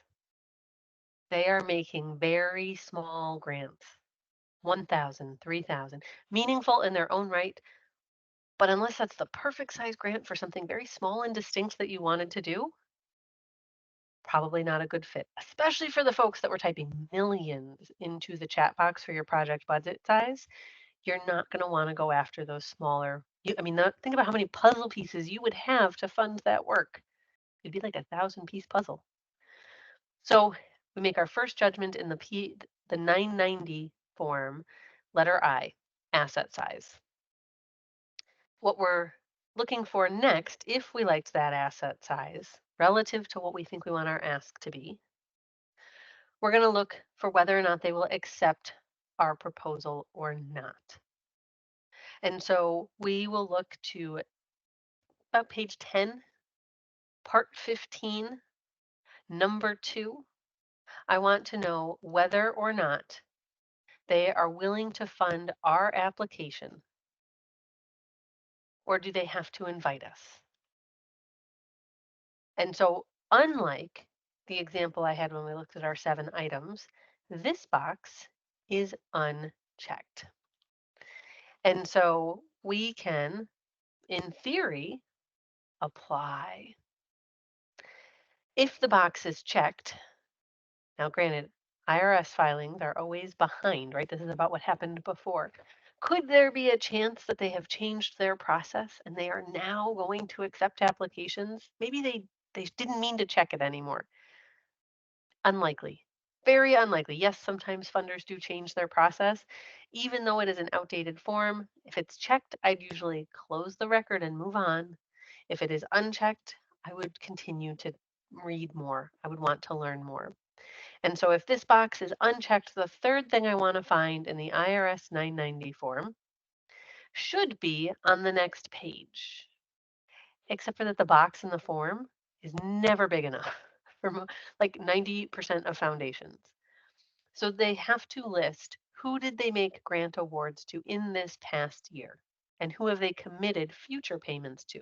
So like if they made a 3-year grant award to you, they have to disclose on their form not just what they did this year, but also what they promised for the next 2 years. Because that box in the actual IRS form is so tiny, most foundations tell you that they have an attached list. And so they will produce the attached list and put it at the very back of the PDF.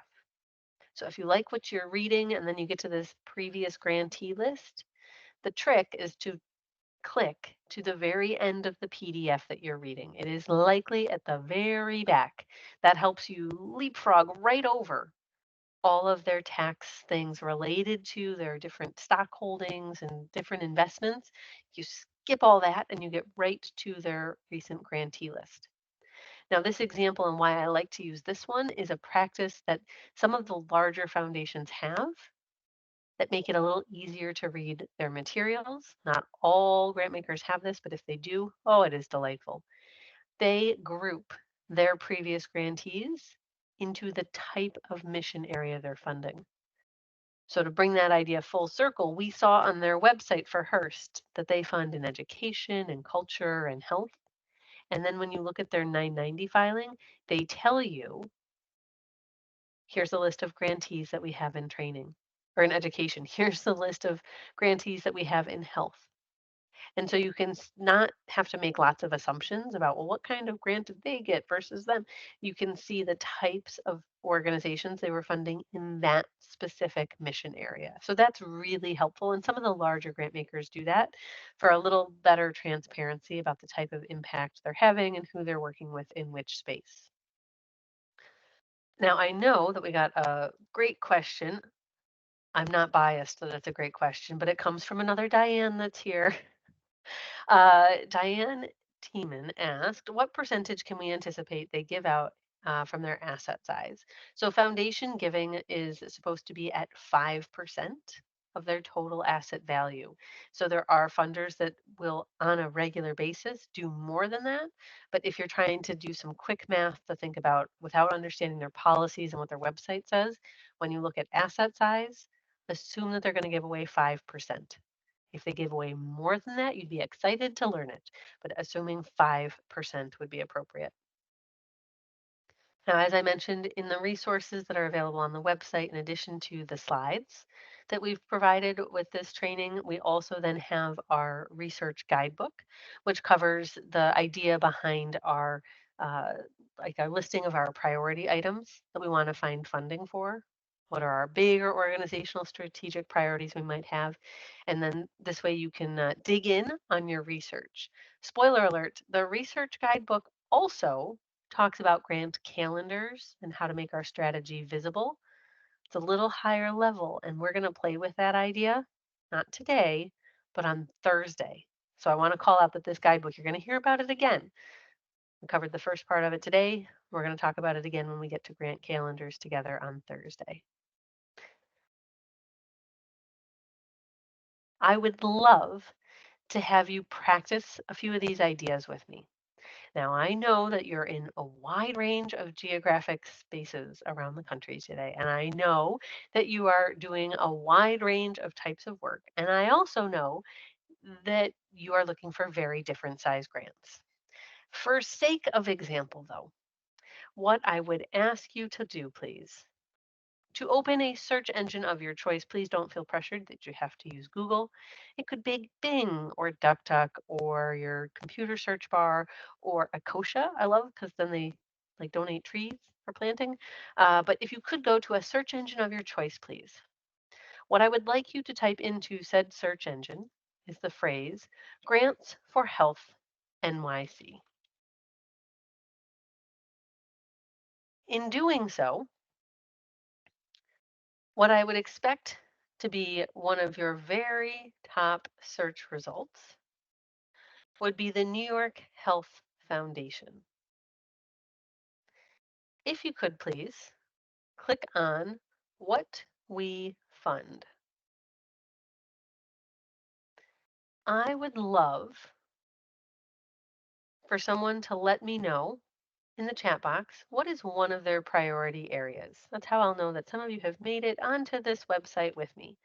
Could you please type into the chat box, what does this foundation fund? Go ahead and let me know. What is this foundation going to fund?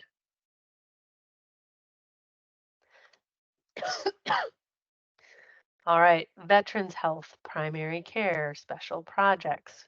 Great. Okay, so good news. We've all made it onto the same page. And as we are there, well, I'd like to take a look. I mean, healthy food, healthy lives. We can make some assumptions about what that means. Primary care, we can make some assumptions about what that means. Veterans health. Yeah, fair to make a few assumptions about just broadly what does that mean.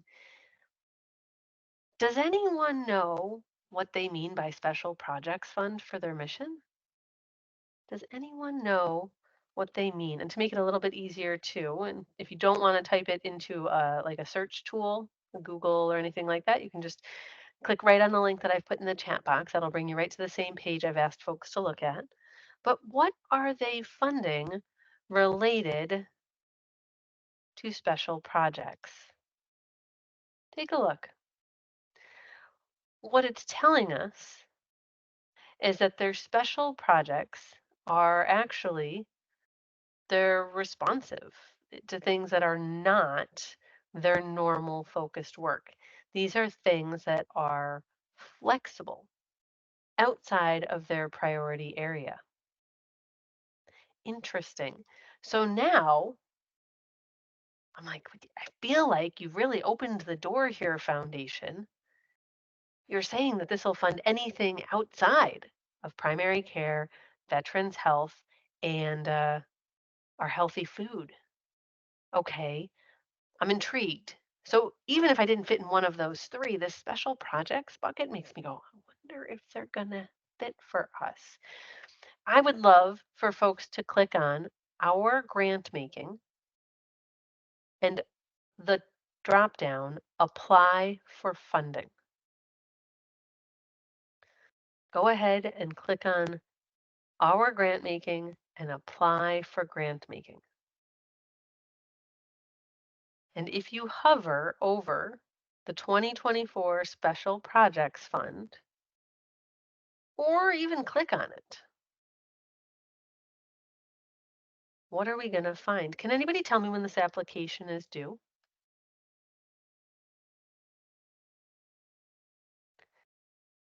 I'll put the link to this, so the drop down, you can click right into where I am now. In the grant making page, oh, it's closed. Oh man, it closed March 5th. Now what? What do we do now? I was excited.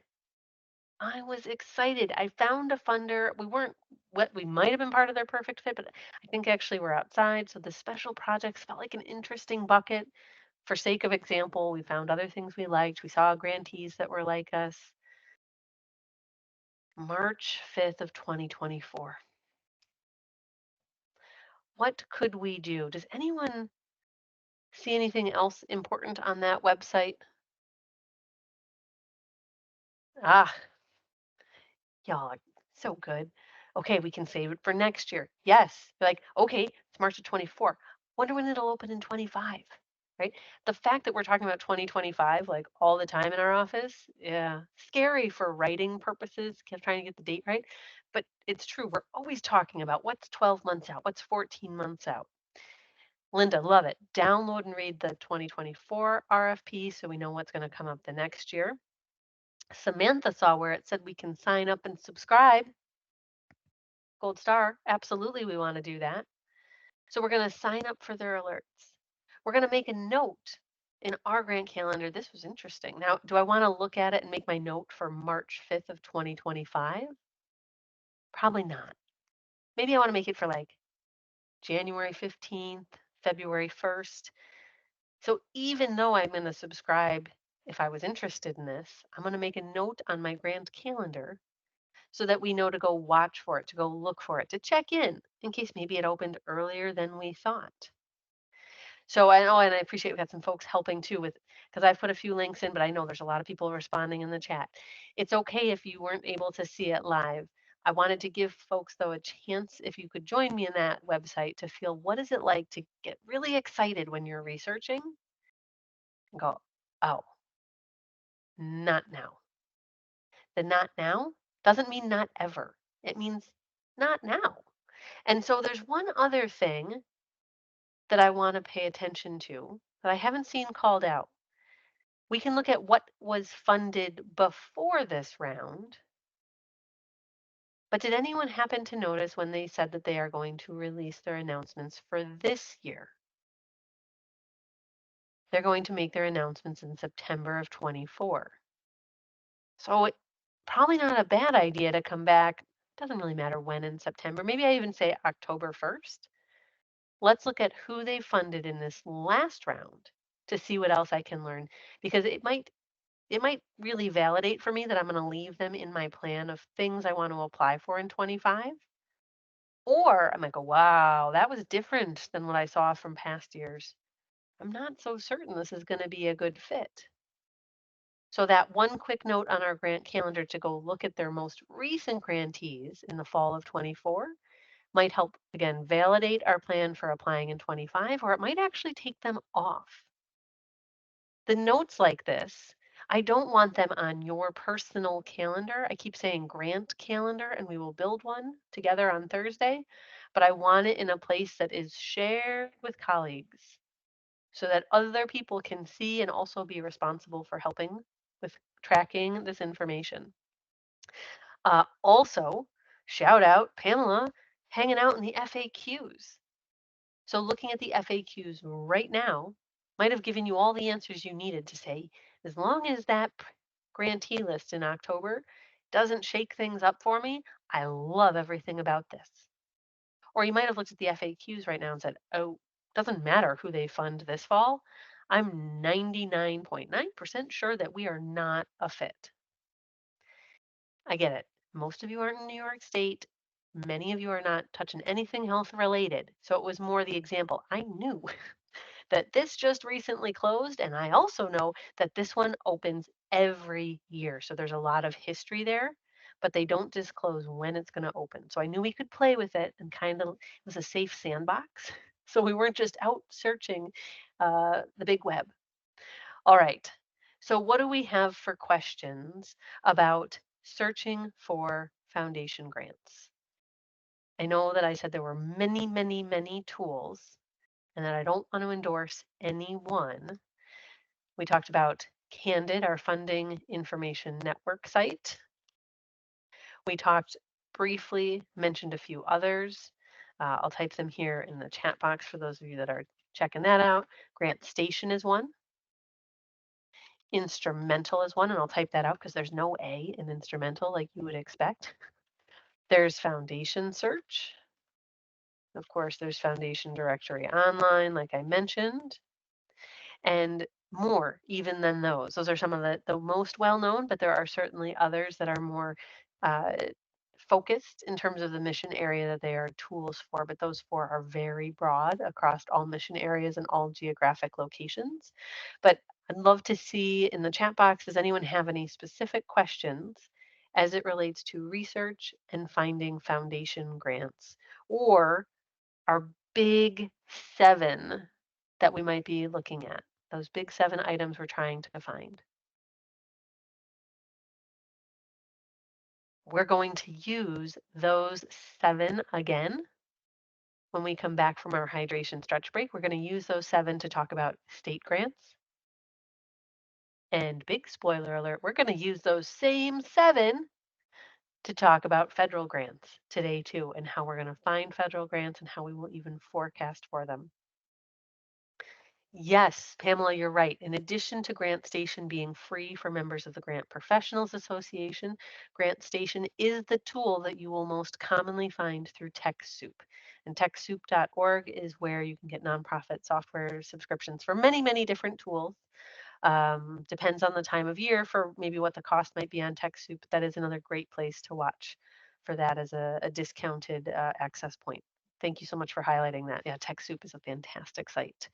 Um, okay, other questions or concerns about the seven items as we've described them so far, or the conversation about foundation grants before we go for our hydration stretch break?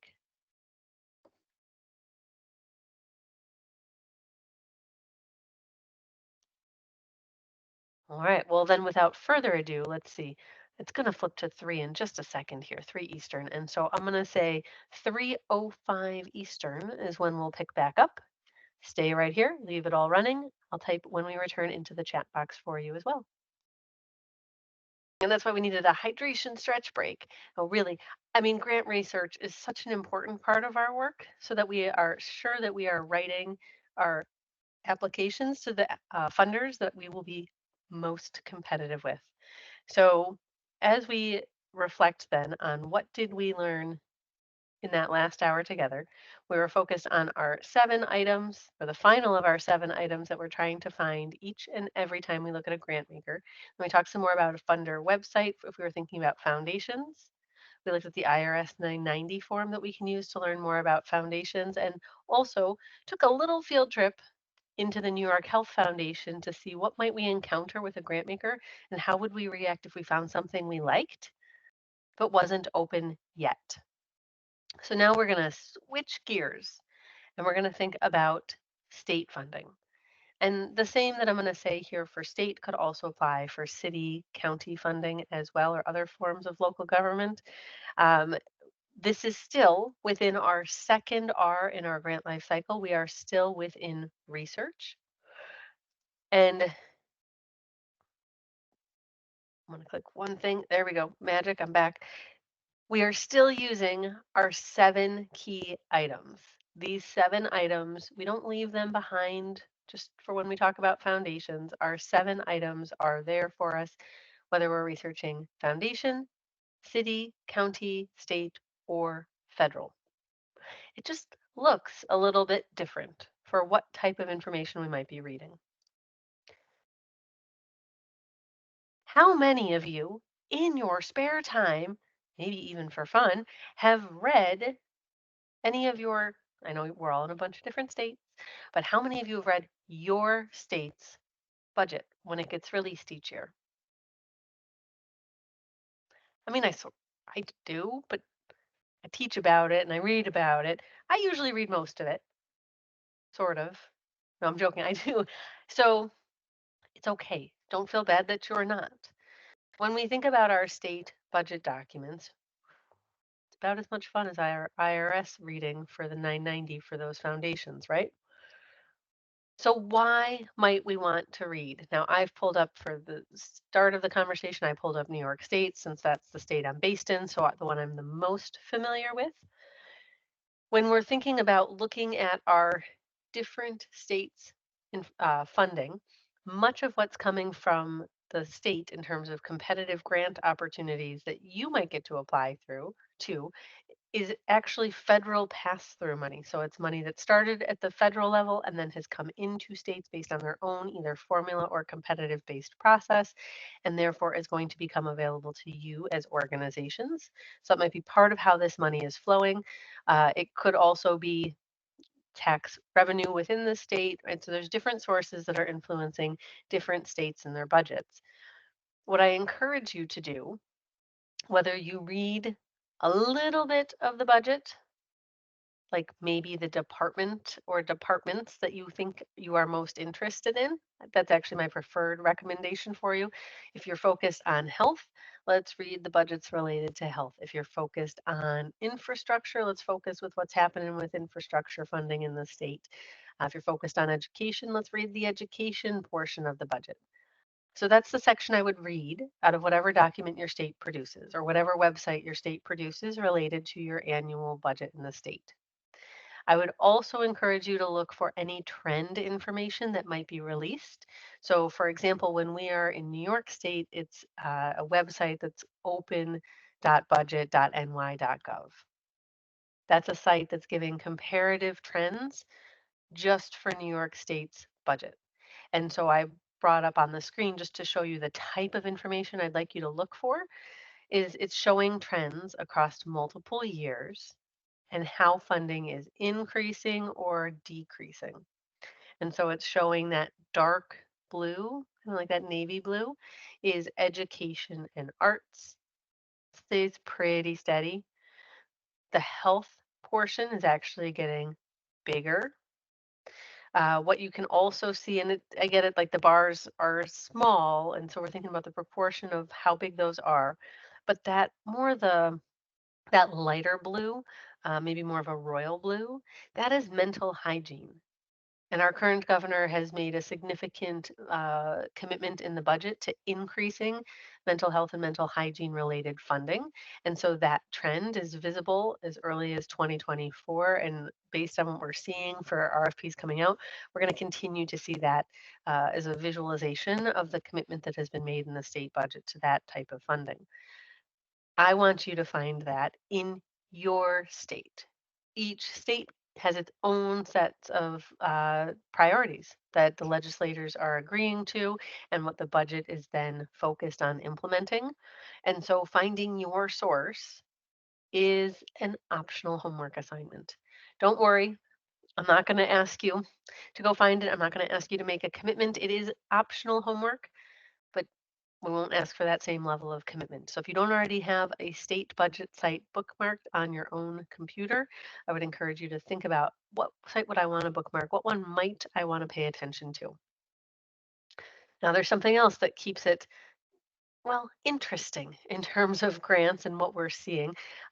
Within each state, there is a lot of variation in terms of where and how state grants are posted. In New York State, it was until just recently that there was a centralized portal called the Grants Gateway. It has existed since 2014 and it operates kind of like grants.gov. It was supposed to be where everything that was going to be competitively applied for and awarded, it's where everything is posted. Well, it's a little outdated, and so it has now been informally retired. It still operates, but just about out the door. We're going to stop seeing things in it here shortly because now there's a new system.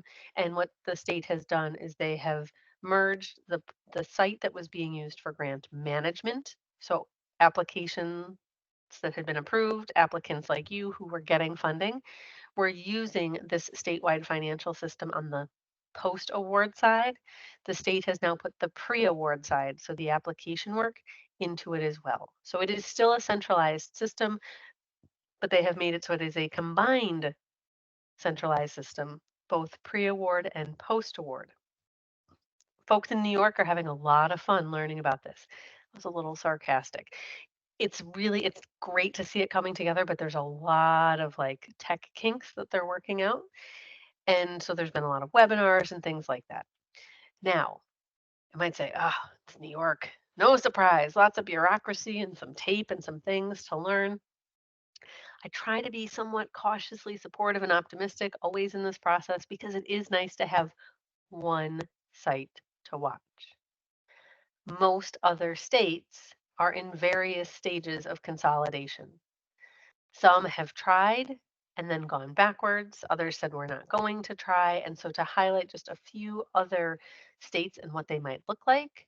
So for example, when we're in Colorado looking for state funds, we're going to be paying attention to each individual department website. So we're going to pay attention to if we wanted, say, Department of Public Health and Environment, we're going to pay attention to all of the opportunities that are on their site. And then if we find specific types of funding that we want to watch, we're going to watch even closer into that narrow space. So we might subscribe to a lot of websites and a lot of newsletters, and we want to keep our eye on a lot of things. And this is not true just of Colorado, this is true of many different states.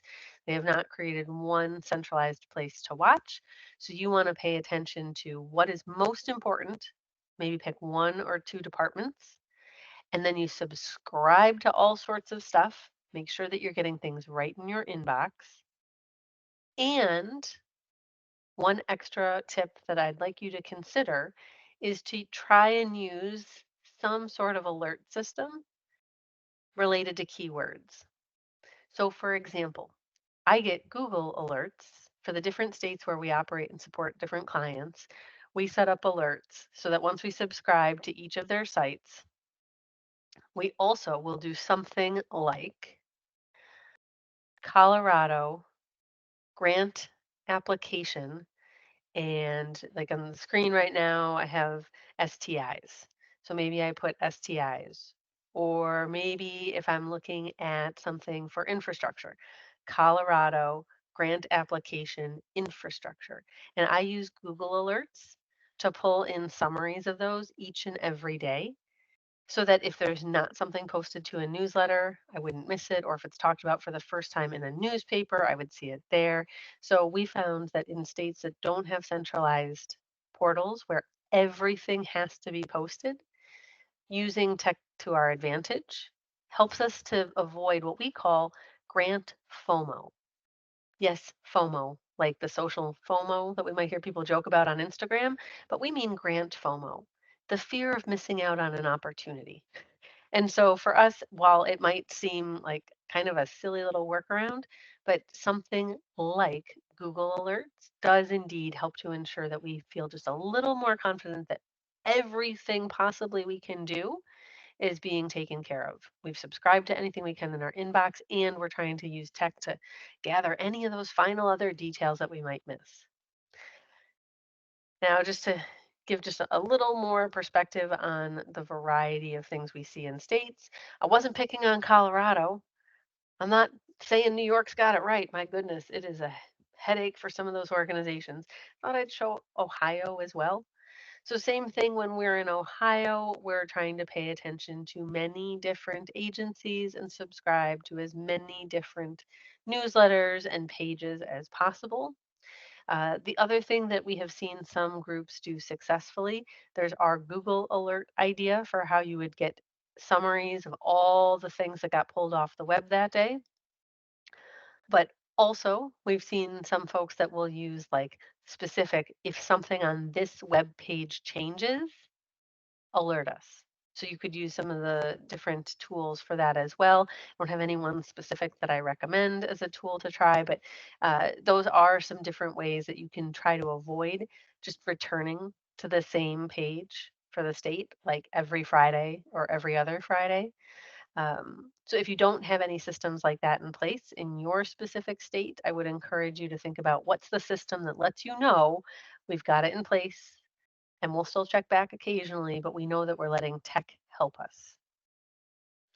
Now, with state grants, looking for those 7 items, where are we finding them? We're really finding them in each set of guidelines. So every time a new set of guidelines opens, we're looking at, okay, how many people are going to be funded? Just one? Wow, that's going to be really competitive. How do we decide if we should or we shouldn't? We want to find out what's the purpose. That's what the mission is. We want to find out who did they fund out of this agency in the past? Are we trying to unseat them? Or are they maybe going to fund somebody new? We can see what is the amount of funding that they have put forward. There's far less room for interpretation usually in state grants. It's a number that they're going to offer you, and you can decide this is a good fit or not. Um, and so when we're looking at our state grants, we still, again, are looking for those 7 things. Unlike foundations where we might pull from a few different sources, their website, their 990, an online research tool, with the state grants, we are usually looking at that one single PDF that they have released related to their guidelines. The exception to that being who did they fund in the past? Has anyone gone searching for who got funded from a specific state program before? Has anyone done that? Team's reaction or Y for yes, N for no in the chat? This is an awkward gray spot. So foundations are required to disclose who did they fund, and then we see them come out in their IRS tax filing. At the federal level, I'm going to show you a tool in a little bit that's really awesome and free that shows us who got funded. At the state level, it's not always as easy to find who got funded for which programs. So again, I'm generalizing across states here. But my favorite place to look to see who got funded, when was it announced, is to go to the governor for your state, go to their press website and look at all of the announcements. And it will tell you, like in particular for New York, I know I can go and find, okay, regional economic development grants got announced, and there will be a link to an entire PDF book of everyone that got funded through that process. When they announced state healthcare facility transformation grants this last year. Big announcement on the governor's site. And then if I wanted to play a little bit more with the region, I could do some searching and try to get to local news websites. But the governor's press website was the best place to go for all sorts of different programs to see how do they announce who has been funded. So not that you have to subscribe or pay attention to that site all the time, but if you can bookmark what is the press site for your governor, for your state, when you find an opportunity that you're interested in, if you can't somewhere else find who funded it, that might be a spot to look back for some historical announcements. So we're going to set state to the side. I don't like to talk about it very much because we have so many states represented. I didn't count to see if we got to all 50, but it felt awfully close when you were typing in the chat box. And it is so unique that we would have to have 50 different conversations about each of your processes. So I give some quick overview on it, but that means we can go right into federal. Yay! I can tell you're excited. Now, we do get excited around here about federal because federal grants are the biggest grants. We see the biggest award amounts coming out of federal grants.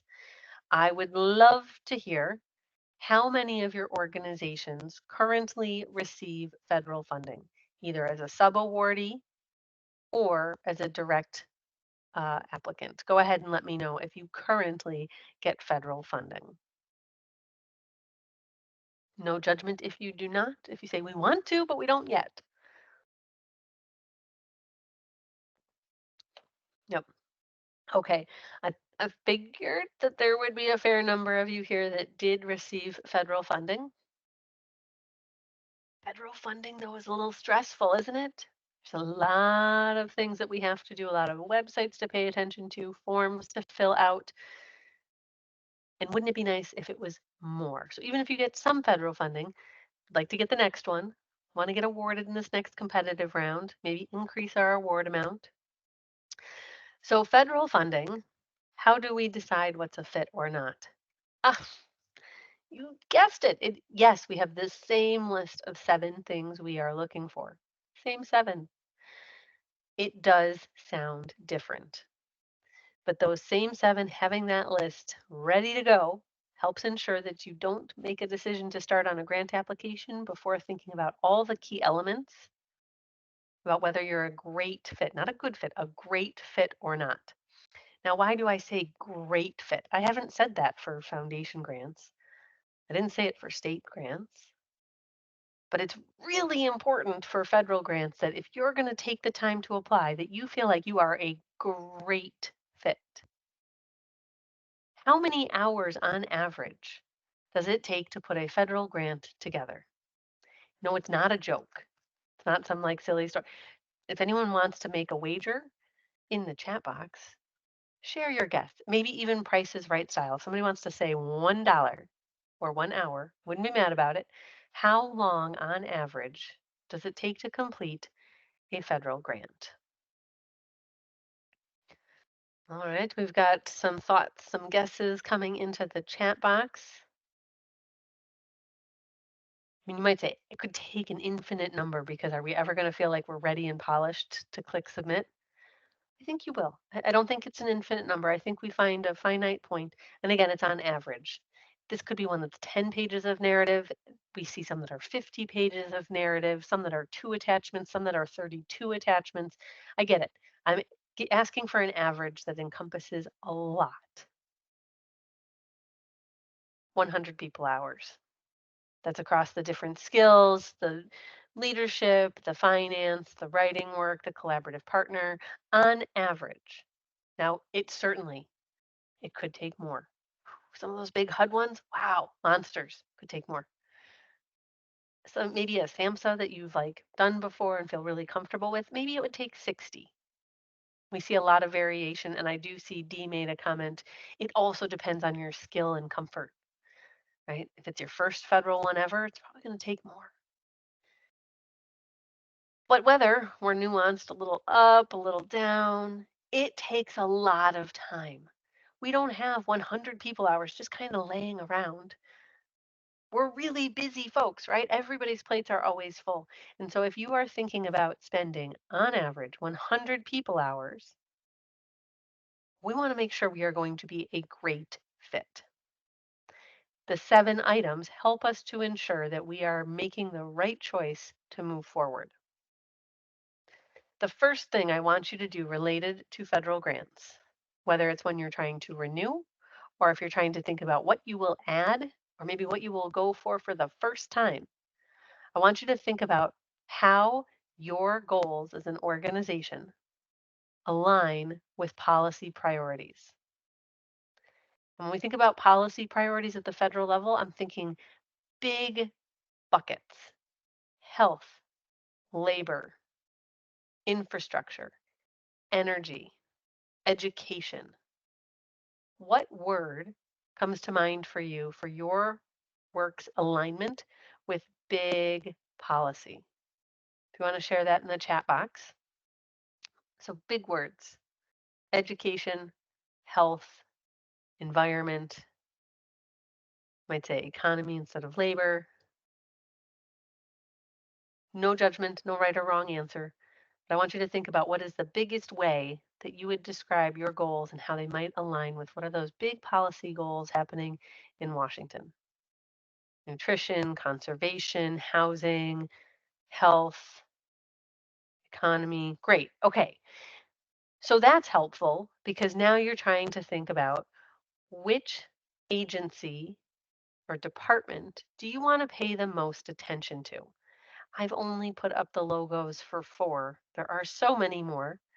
But remember the coffee cup rule that I mentioned when we were talking about research early on?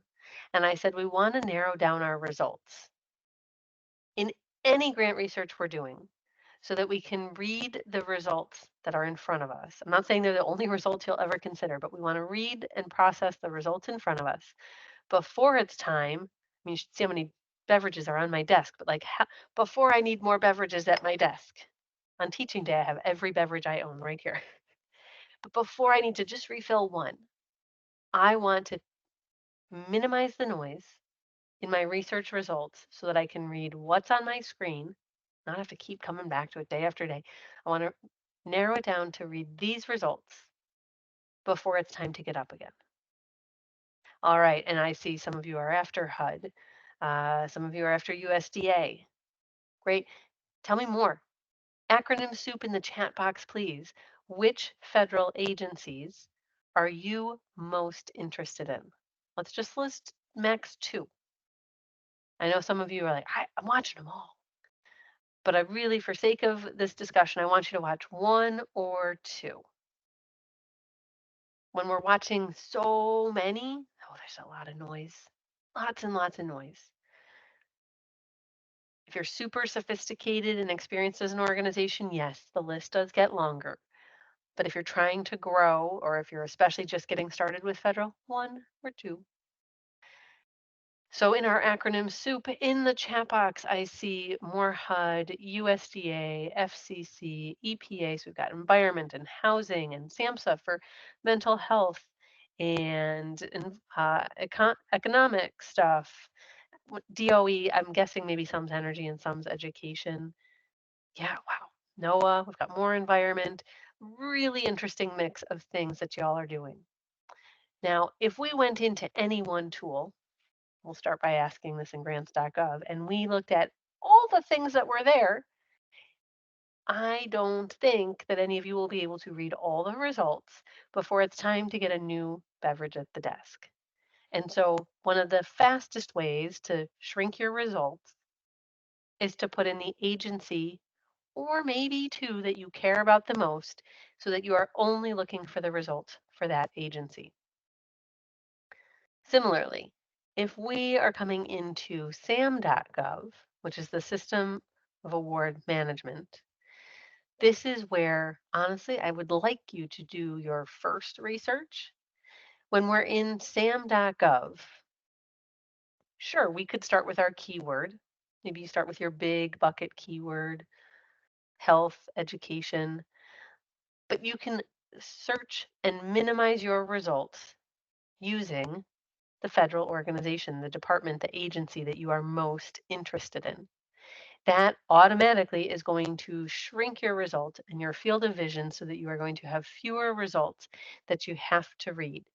Again, you can come back in and try different searches, but I want you to be able to get from the start of your process to the end in terms of some initial judgment before it's time to get up from the desk again. As we're looking at this process and what's going to happen, I thought it would be fun. I'm a grant pro through and through. So like grant pro kind of fun, just to clarify what I'm talking about here. We're going to have some grant pro fun by following one opportunity. Now, I know that not everyone here is focused on opioid related programs and services.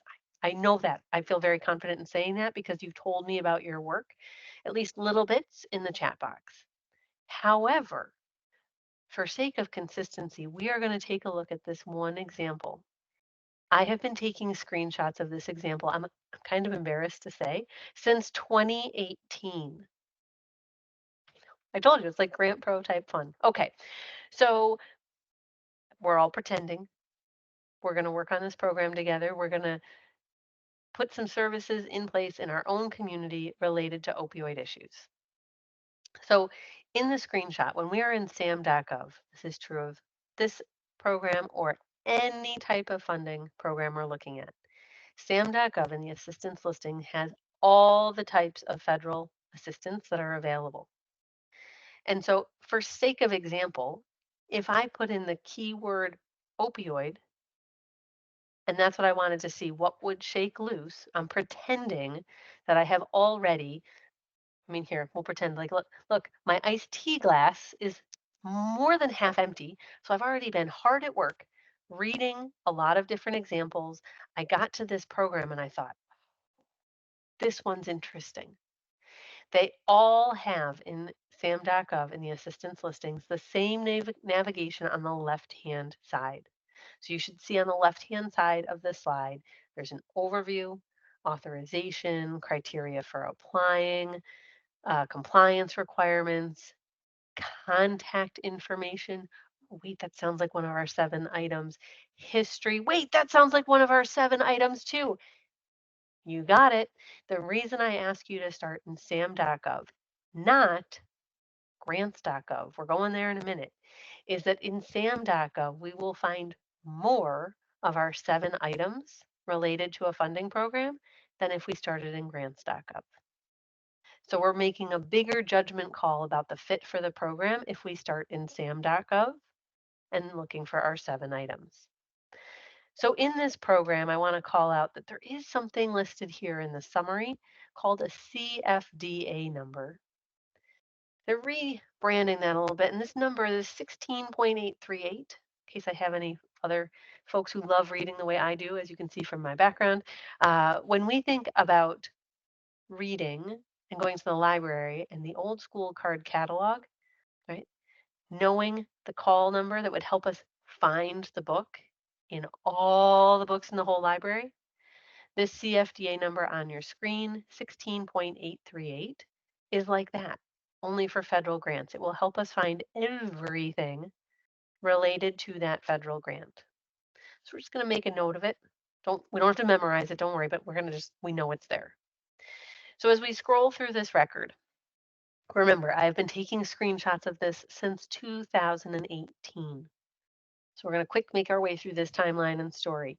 Way back when this first started, it was authorized for $11.7 million.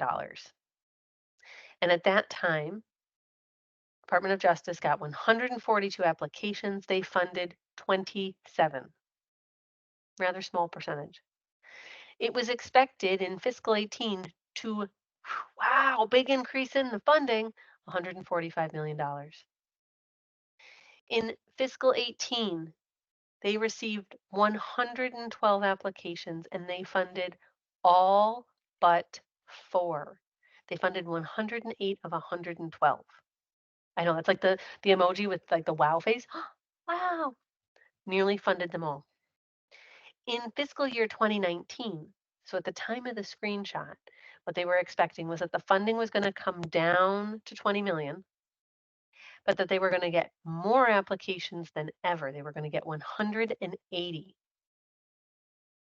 Why?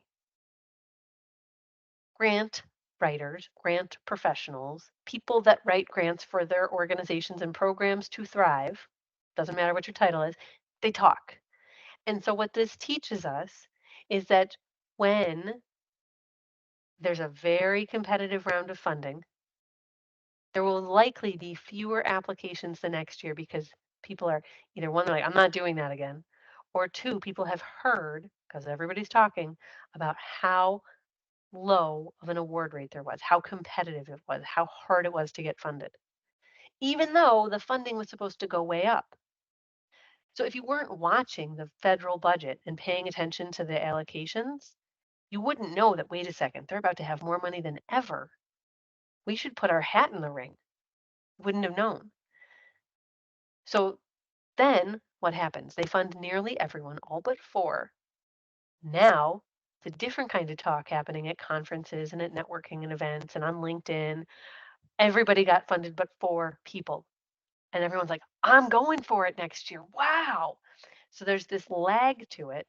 And what happened? More applications than ever.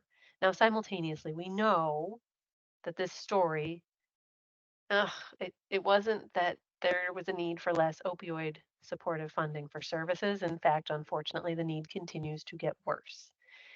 So the federal government did not do what they had originally projected. They did not decrease the funding. They continue to increase the amount available. Well, now they've changed. The history screen looks a little bit different.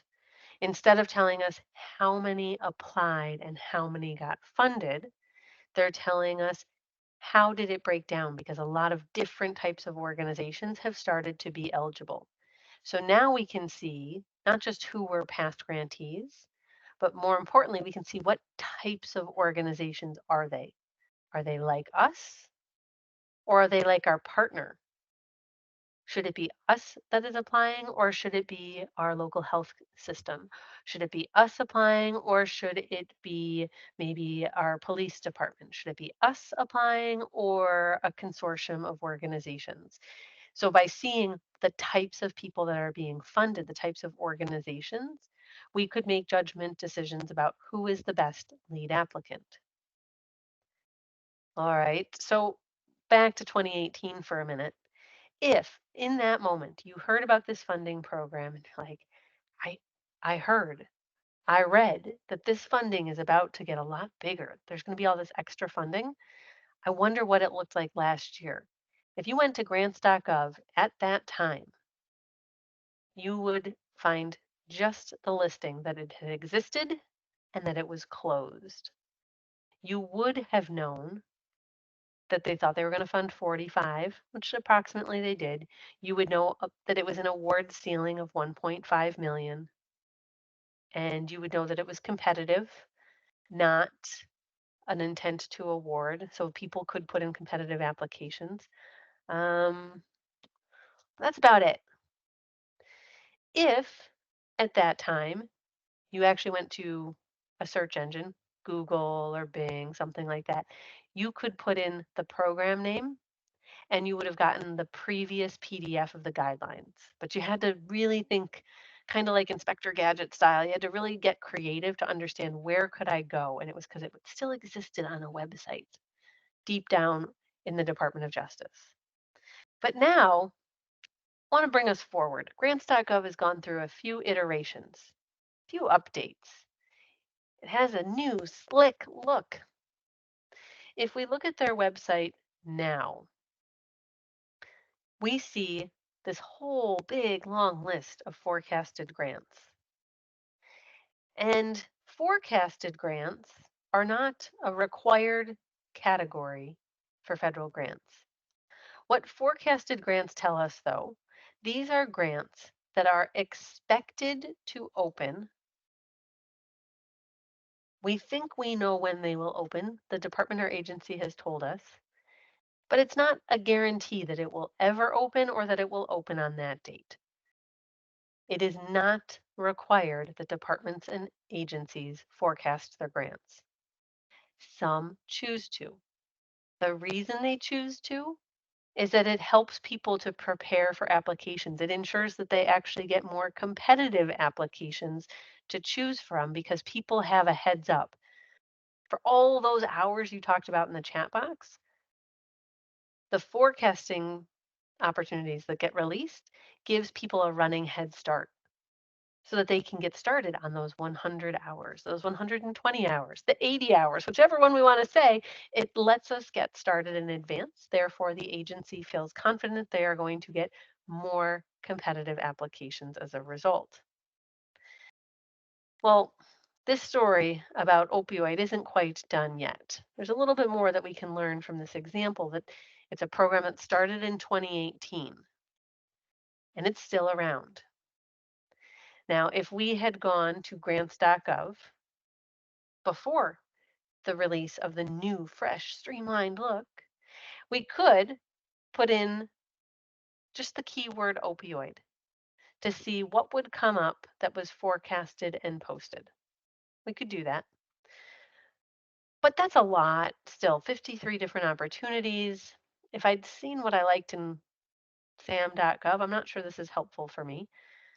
I could instead put in, remember that magic card catalog number I talked about, the one that would help us find our book in the library? I can put in the CFDA number into grants.gov. See where the arrow points in the upper left-hand corner on your screen? 16.838. That is the same number that was on that very initial screenshot that I showed you. What that shows us is every funding program that has been released related to that number. So since 2018 until just like fall of 23, there had been 17 related funding opportunities. So things that are close to that program. But let's just bring it all the way current here. In the current look of grants.gov, this is what it looks like.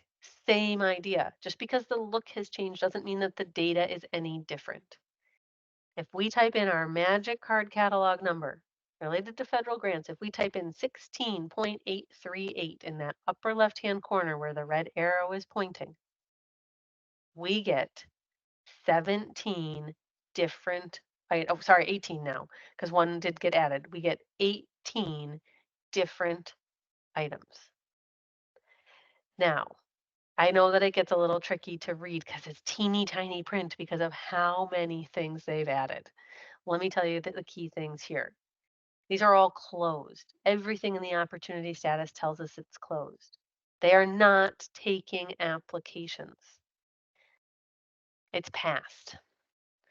But as we look at this listing, these are not all the same opportunity. There is the site-based program that got the whole thing started in 2018. It's at the very bottom of the list because it's date ordered. And that same program has existed multiple times. But as the need for this program has grown, so too has grown the need for technical assistance. So too has come the need for now innovation funding. So too has grown the need for fellowships, for there to be other ways of supporting those who lead the programs, who have research ideas related to the programs, and those who get the funding. But that basic program, the site-based program that is based on actual services being delivered in communities around the country, still exists. Now you might say, Diane, so what? Let's pretend, remember, because right now, for sake of example, we are all focused on opioid grant funding. That is what we're doing. We want to find this funding. So for sake of example, and to help us think about how we use this data, the first time that this was opened, it opened in May of 2018. I'm going to type these dates in the chat box. The second time that it opened in March of 2019. The third time it opened in February of 2020. Then it opened in May of 2021. Then it opened in, I missed 20, no, I didn't miss 22, it's right there. April of 2022. Then it opened in January of 2023. 6 dates now live in your chat box. May, March, February, May, April, January. You're like, Diane, this sounds like a really weird word problem. So what does this data mean to us? If you're trying to think about taking on a federal grant as a team, something that's going to take you on average 100 people hours, you want to think about, when do I want to decide if we're applying by?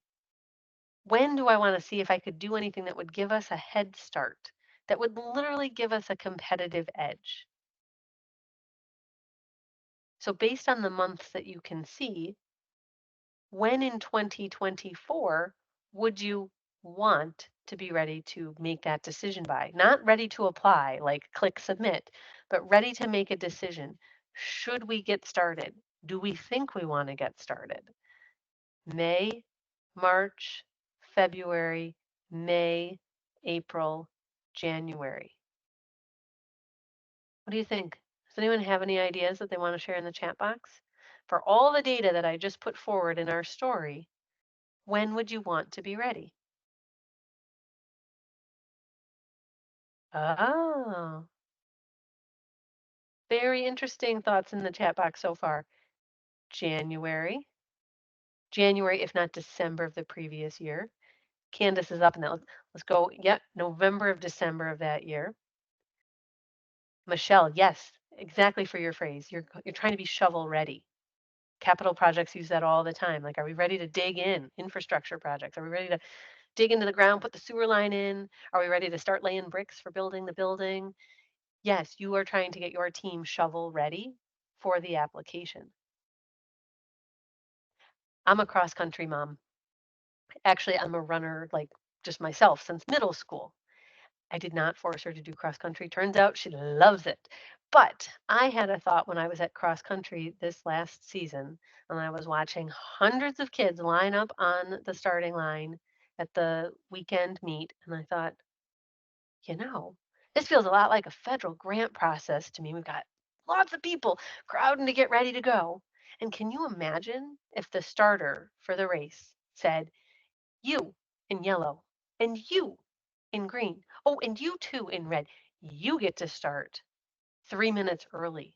Can you imagine? No one would be happy. Those three people, no, that's not true. Those three people would be super happy. Off they go. And then everybody would be like, I'm trying to catch them. Now, that doesn't guarantee if they get to start a few minutes early that they're going to win the race. But odds are in their favor that they are up front because they missed that whole jockeying stage of a race, trying to get off the line and out into the field. So you're trying to think about how to be shovel ready. How can the data of past grants related to what you want to apply for, how can you use them to get ready for an application, to be as shovel ready as possible? It's not that you're writing it before it opens, it's that you are pre-planning. You are making decisions about some drafts and some intent to get ready to apply. This idea is more friendly now in grants.gov than in past years. When I had these screenshots, it has become easier for all of us as grant seekers to use past data to think about how can I get that head start? How can I be shovel ready? How can I really think about being competitive? Now, when you come into these opportunities that are closed but might open again in a new year, you can click on what were the instructions for that opportunity. So this is the last screenshot of that opportunity. And what it shows is that because of how much it's grown, it's not just the application for the process as a whole, but it is now split: urban area, suburban area, rural or tribal area. So which one would you click on? The majority of you, right, would click on tribal area. And so you would click on the actions to view it, you would download the instructions, and it's not that you are writing the application, it's not open yet, but you're using it as basically your outline for preparing for your head start, preparing for it whether it gets forecasted or not. And you're going to use the timelines that your colleagues were talking about. I would like to be ready by January. Would feel real nice if we were ready in, say, November or early December, right? Trying to start the conversations early.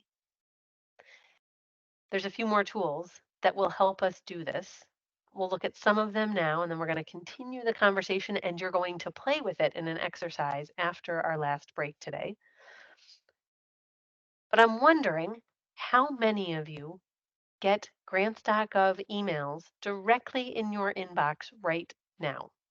How many of you get notices related to grants.gov right in your own inbox? It is a free account and it is a free service of grants.gov. Anybody? Show of hands, chat box, Teams reactions. Oh, fantastic. Some of you already do, not all. That's going to be a homework item. Still technically optional, but strongly recommended. So one of my favorite things in grants.gov is the subscribe button that they added to different opportunities. That didn't always exist. In fact, I remember the release email and the tweet, because it was Twitter at that point, not X.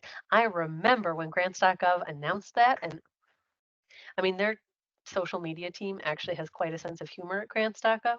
But it is the best thing because, again, what did it help all of us with? It helped us with grant FOMO. So if you find something you love, subscribe to it. If you find search criteria that helps you get something meaningful, subscribe to it. I asked you if you were getting the grants.gov emails. I didn't ask how many of you are subscribing to individual opportunities. I get the big grants.gov list every day. So does our writing team product owner. Actually, many of us on it, we get the whole thing. Every single thing that happened in grants.gov is in that digest. It could be about sea turtles, which my family personally is excited about, but isn't my current work that we're focused on here in the team. It could be about the opioid program. It could be, right? It's literally everything. It takes a fair amount of reading to go through it and think about yes or no. Even if you say, well, I'm just drinking my coffee, going over my email for the day, it's a commitment to think about what all those things are. You can conversely shrink your subscription output so that it is the department or departments that you care about. And even if you do that, you still, when you find an opportunity, want to click subscribe to a single opportunity because then, well, that looks different in your inbox when it sends you a notice about one specific opportunity. That stands out. You can tell that is not your daily digest that comes in at like 2 in the morning. It's specific. It happens at a lot of business related hours. And you're like, that is the most important thing in my inbox because it's telling me something changed about an opportunity that I care about. So I want you to consider both types of subscriptions.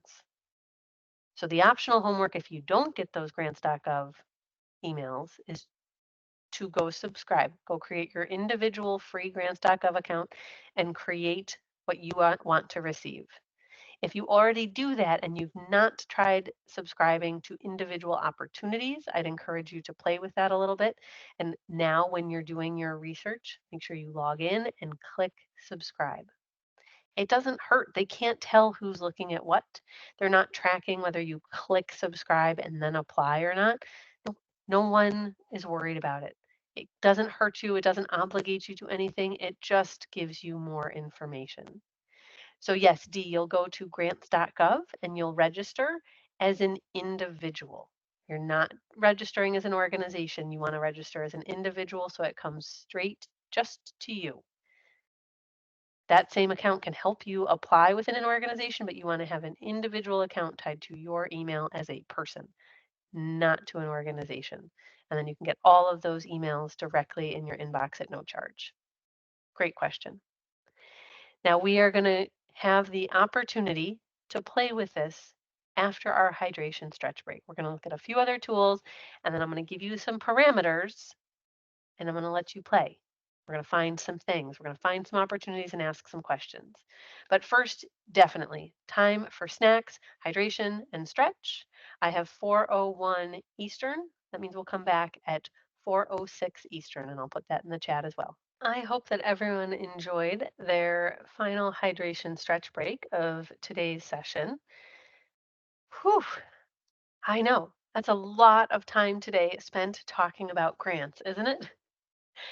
I love grants. I could talk about grants all day. And so what I'm wondering is let's have a fun check-in question in the chat box instead. I'm wondering, I think my screen, you don't see my bookshelf behind me, but my bookshelf is completely full. And so let's have a little fun check in. What is the best thing that you have read recently? You can define what the parameters for recently is. It's not a genre specific question, but let's just loosen it up a little bit and share, if you want to, in the chat box, what is the best thing that you have read recently? I will be frantically scribbling your suggestions down so I can go check them out on Goodreads later and add them to my to be read list. But as you're getting settled back in for our final section of class today, if there's anything that you want to suggest, things you've been reading that you just thought were fantastic and want to recommend to others, by all means, please do share. Sort of fantastic historical fiction book called The Frozen River. Fantastic. Took me way back to, it was 1796. Anyway, so there's my recommendation for you. But if you have any reading recommendations that you want to share for a little bit of fun in the chat box, you are welcome to do so.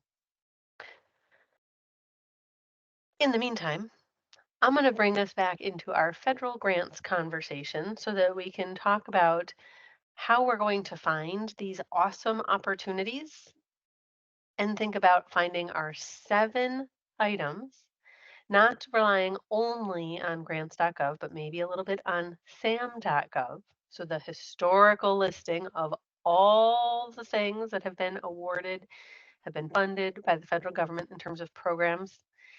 And one of our 7 items that we want to fund,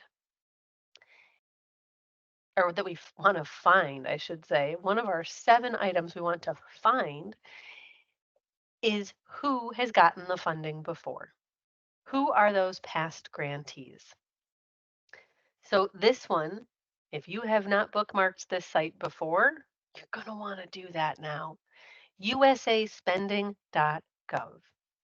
usaspending.gov is where we can look back at past fiscal years, who has received federal funding from which programs. It's your list of previous grantees. It's how you can tell if your collaborative partners have gotten this funding before. It's how you can see if your maybe somewhat competitive peers that you might think, right, I would want to compete against them, or I think if they get the money, I should get the money. We want to be able to understand who's gotten the funding in our community or not. And so usaspending.gov is the free site that will allow us to do that. So for me, federal grant research involves 3 key sites, and all of them are free. I want to have sam.gov, which, yes, is where your organization maintains its registration for federal grants, but I want the assistance listings there. And then I want grants.gov because, well, that's where we have to watch for our applications. It might not be always where we submit all of our application, like literally today was working with an organization that part 1 is in grants.gov and part 2 is in an external portal for a different department. And then our third website is usaspending.gov. To me, that is the trifecta of awesome federal websites that will help us come up with a plan for what we think we want to apply for when, because I don't want to see you getting a notice that is due in 30 days and having the team try to decide, are we about to commit 100 people hours in 28 days and 2 hours? Or sometimes, right, it takes a lot of time. It comes in, you got to set a meeting, find available time. Team, are we about to commit 100 people hours in 21 days and 7 hours? That's a lot of time. Are we going to get to sleep? What else are we going to put down on our plate, right? It gets very stressful very fast. Instead, we want to find opportunities that we think are going to open so that we could get a head start on some of those tough discussions internally. Do we apply or not? Do we have partners or not? So that when it does open, whether we have 60 days or 45 days or 32 days, however many days we have, we already have a plan. That's our ideal for federal grants to increase our competitiveness. So usaspending.gov. How many of you, go ahead, humble brag about it. How many of you already have this site bookmarked? Y for yes, or some form of Teams reaction. For those of you that do, It's a humble brag. Good job for knowing that tool. For those that do not, here I'll type it in the chat box for easy clicking and easy bookmarking, usaspending.gov. I highly recommend it. Well, now that we've got our toolbox really full, what are we going to do? I'm going to talk about something else before we go do our exercise. When you are in these different tools, when you are in sam.gov looking at the assistance listing, when you are in grants.gov looking at the opportunity that's posted, do you know what they have in common? The answer's on the screen. They have contact information included. Now, they may have one set of contact information in sam.gov in the assistance listings, and they may have a slightly different set of contact information in grants.gov. But these are real people that they have listed with real phone numbers and real email addresses. So you now have the contact information so that you could reach out and ask questions. Why is that important? Because you're looking at this information before it's open. You're looking at this information before there's a formal process where they say, if you have questions, please send it to this email address and we'll post all the answers, blah, blah, blah. Please come to our webinar and learn all the things. That's not there yet because it's not open. So it's a huge advantage to you that you could try and talk to someone at that federal office, in that department or that agency. You could try and speak with them to ask any questions you might have about what it looked like last year, because what if it looks kind of the same this year, which seems likely. Talking to someone at a grant maker, whether foundation, state, city, anytime you talk to someone who works for, within the grant making organization, that is a competitive advantage to you because you might learn something that would help you customize your application. Don't you worry, I'm going to teach you how to do this in terms of the outreach in a few minutes. But I wanted to highlight that before we close the research section and go to our exercise, in sam.gov and in grants.gov, when you are looking at opportunities, there will be contact information. Reaching out to those people when it is not open yet is a competitive advantage for you to try and get some additional information. In fact, you might decide not to apply based on that conversation, to which point you can't send them a fruit basket, but you should. Wow, thank you for that information. That helped us so much. Right? Maybe you just changed your course to do something else with your 100 people hours instead of applying for that. All right, but we're going to come back to the people part here in a minute. I would love to have you participate in a little federal research exercise with me. And so this one is not quite as directed as our foundation exercise. What I would like you to do, please, is to go to grants.gov. When you are at grants.gov, please click on Search Grants. And I'll type in the instructions too here in the chat box.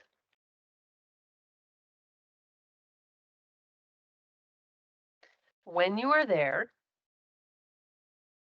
I'd like to know how many forecasted opportunities are listed there today.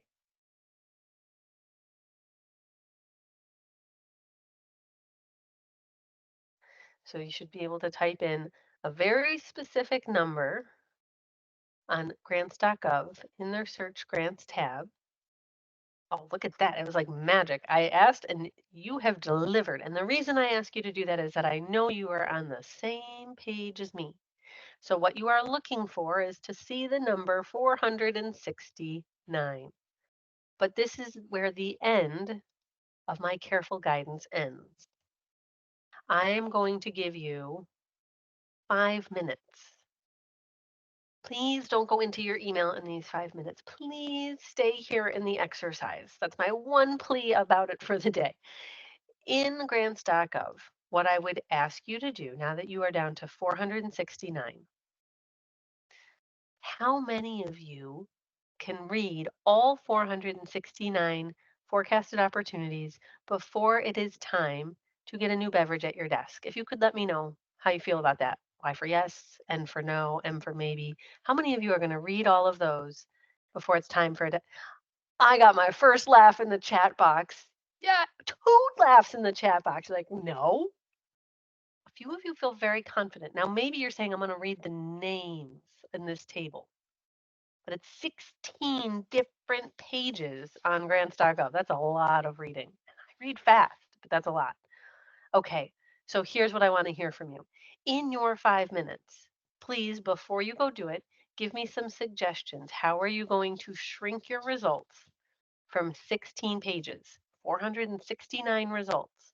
How are you going to shrink your results? What are some of the things you're going to do to narrow your field of vision so that you could read more? Okay, search the keywords, use more filters. Another vote for keywords. Search by agency and department. Oh, yeah, definitely about the keywords. Okay. I see criteria. So maybe the eligibility type, like what type of organization you are, is how I interpret that. Maybe that's what you meant. That would be another good one. If you find yourself staring at 2 or 3 opportunities because of the filters you have used, and you're like, oh no, this isn't what I meant, back it out. There's an X next to it. You can take the filter off. What I would like to have happen is to have you do some quick searches and tell me, not that you found the perfect one, you've read the whole set of guidelines, like you're good to go, you've only got 5 minutes. I would like to know how many you think you want to read. Tell me what number you get down to where you're like, I'm excited to read these forecasts after we get off the line today. Not while we're still on the line. After today, how many you think you want to read? There's not a perfect number. You might tell me one. You might tell me 12. You might say, Diane, I'm really stuck. I'm not finding any. But I'd like for you to spend 5 minutes. I'm going to check in with you so that you know how we're doing on our progression of time. But I want you to spend 5 minutes playing in grants.gov with the forecast to see, can you narrow it down to find some that you want to read in greater detail. Questions about the exercise before you get started?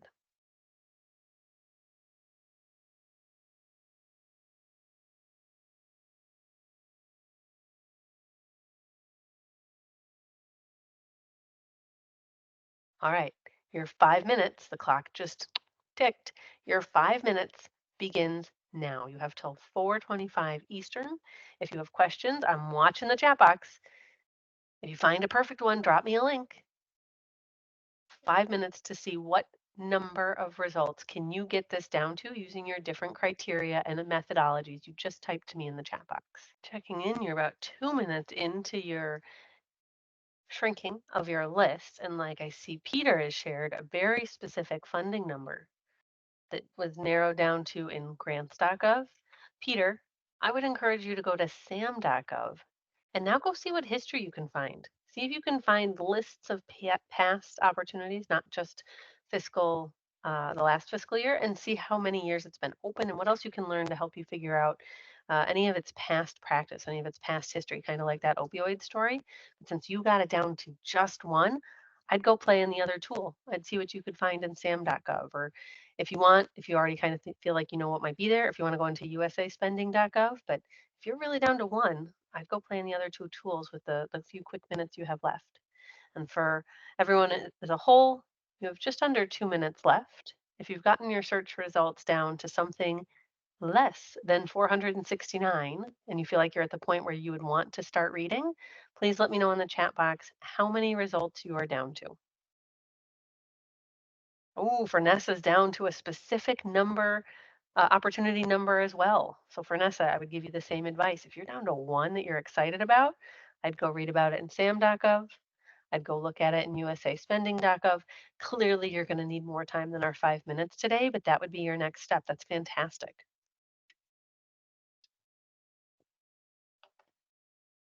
Oh, CFDA number coming in from Pamela.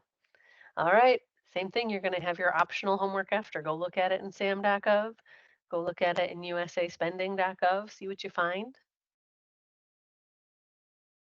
The nice part is while y'all were sleuthing, I was writing down your book recommendations. Those look like some fantastic recommendations you put in the chat box. Thanks for that.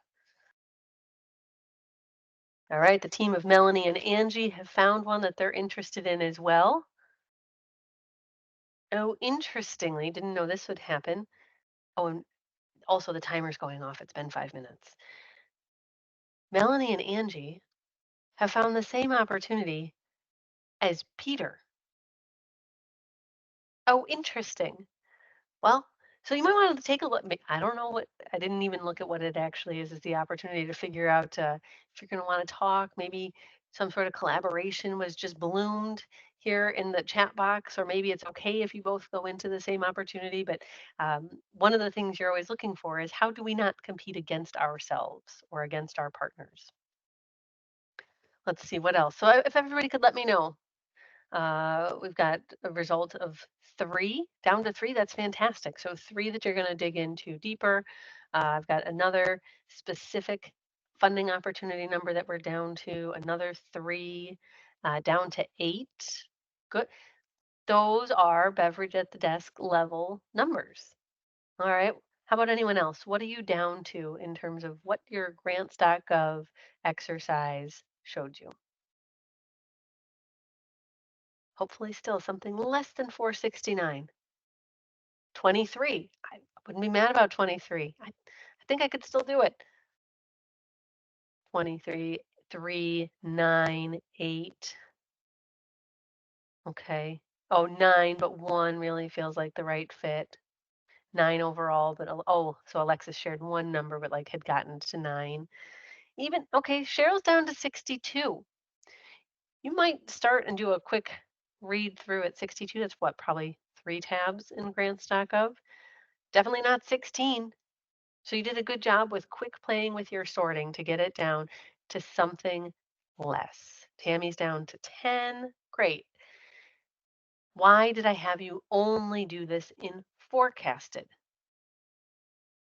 If I had you do this in all of what's in grants.gov right now, if I said you could look at forecasted and open, you very well may have landed on something that is open right now and is due in fill in the blank for how many days? 7 days, 17 days, 27, 37, I don't, wide range. We don't recommend that for folks because the odds that something very stressful is about to happen and that is not sustainable for the organization is the big risk. Organizations that have a very sophisticated federal grant seeking like process, folks that are all helping in a team-based way, could sure things like that could happen and maybe be funded. But for the vast majority of organizations that are all rockstar organizations, if it is already open and you are within the 30-day window, don't touch it. It's not good for the health of your organization. Usually, you want to be somewhere 45 to 60 days out if it's already open and you're going to pick it up and say, we're going to do it. And the reason why, there were people, awesome people, looking at these opportunities like you're looking now, they were looking at these opportunities before. So if you are going to pick up an application that's already open, especially within the 30-day window, were standing on that starting line of the running race while those other folks got the head start. So you are constantly chasing their competitiveness, which is, it could be done, but it's incredibly difficult in addition to the burden that you're taking on in such a short period of time. I'm not saying you can't. Not my place to say. I'm recommending you not. We want you to be competitive. We don't want to let grants stress you out. Oh, now we just got a question and it said, why is my forecasted 470? Mine is too. Well, that's never happened in class that's live. Guess what? Somebody just added one somewhere in the grants.gov universe. Oh, well, how fun is that? Yep. So literally it changes from day to day. And as we proved in class, within a 10-minute stretch. Oh, that's great. So some of the ones that you're looking at though are due by April 15th. Ooh, no, no, no, no. I would like you to consider pre-planning for those and being ready for next year. How many days is that? Twen- That's not a lot of days. That's my rough math today. That's not a lot of days. So back to my big statement about within 30 days, unless you're like, but I already wrote it. It's already all right here. We did it over here for this thing. There's very few reasons why I would think that's a good idea for your organization's health. Not good. That's funny. Everybody sees. That's why we pay attention. And so if anything, if you were going to watch your grant stock of email in your inbox each and every day, what would I rather you watch? Not what opened, unless it's the thing you're watching for. I would rather you read the forecasts that come out every day. It'll be a short list. If you only read the forecasts every day, that's much less of a burden. And then just watch for the very specific one or two that you're waiting for to open. Because did anybody happen to see the subscribe button on the opportunity they liked in the forecast? Did anybody click on one and then see in the upper right hand corner in a red button? Did you see that subscribe button? Yeah, that's the one to click. Now you don't have to worry about the whole grant stock of thing every day. The minute something changes, they change a date, they change how much money, they open it. Anything that changes, you get a direct email. You, I personally, I have like 2 a.m. grant related concerns. You won't have a 2 a.m. grant related concern because you clicked the subscribe button. Just saying, it's magic. Okay, so that was your exercise, which was super short and fast. And you might want to play with it a little more offline and then let me know if you have questions when I see you in class, maybe Tuesday or Wednesday or Thursday this week. Plus, you'll have our contact information so you can always ask questions later. But you've done it. You have found an opportunity, or you know how you will find an opportunity. So, in one example, I forced it. You looked at the New York Health Foundation. It's not open yet. It's going to open next year. In the grant stock of exercise, some of you found specific opportunities. Some of you narrowed it down to a shorter list of opportunities. So we're going to say that we've checked the box. We did the research. We found some great opportunities. I'd like for us to spend the rest of our time together today thinking about what the relationship outreach would look like. So we're going to move into our second R because tomorrow, Tuesday, and Thursday, deep into writing, deep into that fourth grant life cycle element. But we can't skip relationship building. Even if it's not the role that you will always play, we cannot skip it. Well intentioned organizations that skip or maybe minimize the amount of effort or thought that goes into relationship building do not have award rates that reflect what they want them to be. The number one thing that we give as feedback, we'll hear from folks all the time, Diane, can you help us with the writing and kind of polish what we've been doing?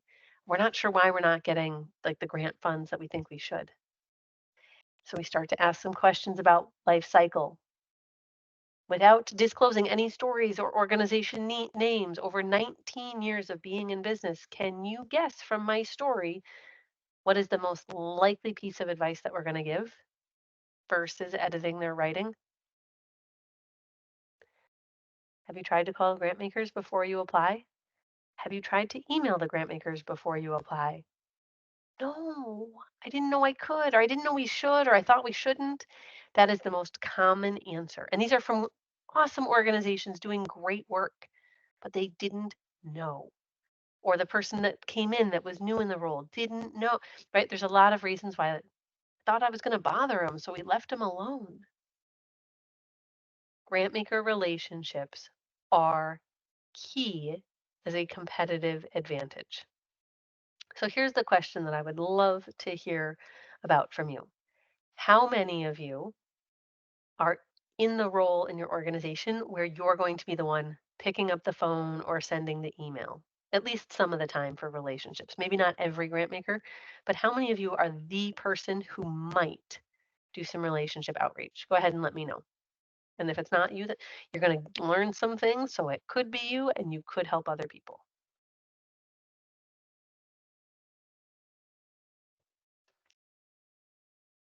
Okay, so it is you for a number of you. Different question. On a scale of 1 to 10, 1, not comfortable. 10, I love talking to new people. I could do this all day. What's your comfort level with calling a grant maker that you don't know at all? While you're typing in your numbers, for context, my first job as a nonprofit was calling folks for the Muscular Dystrophy Association in my region where I grew up and telling them that they had been locked up. They were going to have to come to a lunch and call all their friends to help them fundraise so that they could get to go back to work. I got hung up on so many times. It really is. I then entered the grant space. I was like, oh my gosh, I have such admiration for people that are willing to call me. This is when I was a grant maker then. People that would call me and try to talk to me without knowing me. I was like, you're so brave. So I share that story because I'm always so impressed by folks who are like, it's for the betterment of my organization. I'm going to pick up the phone and talk to this person I don't know. Like, kudos. That is not easy. Okay. So now that you have my admiration for that, it's not easy. But when you're excited and passionate about your work, I get it, right? That might make it easier for some of you. So, what are we talking about here? We're talking about number 6 in our 7 items. And so, we want to know when we're looking at grant opportunities, will they talk to us? Where will they talk to us? Do they have the capacity to talk to us? There is no elephant behind me. I know. I looked. I get it. Grant makers are not all willing or able to talk with us. Okay, so I've said it. So we know that we're going to talk about best practices, but that there will be times where it is not possible. But I have a scenario. I'd like for you to pretend it is the end of your day. Now, for some of you on the East Coast, you might be getting close to the end of your day. True story. For everybody else, don't leave early. You're going to get Brooke and I in trouble. Okay. But we'll pretend that it's the end of your day and that you have gone to your mailbox. And in your mailbox is maybe a magazine, maybe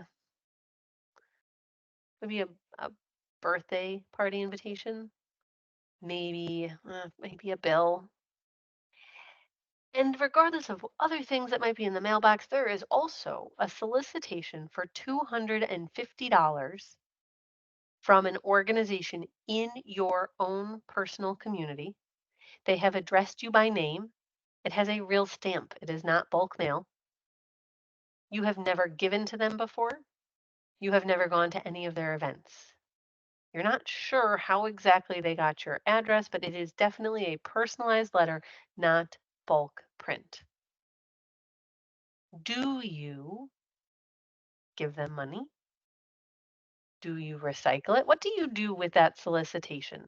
We're all among friends here today. There is zero judgment. I've been asking this question for years, so I have a pretty good idea how you're going to answer.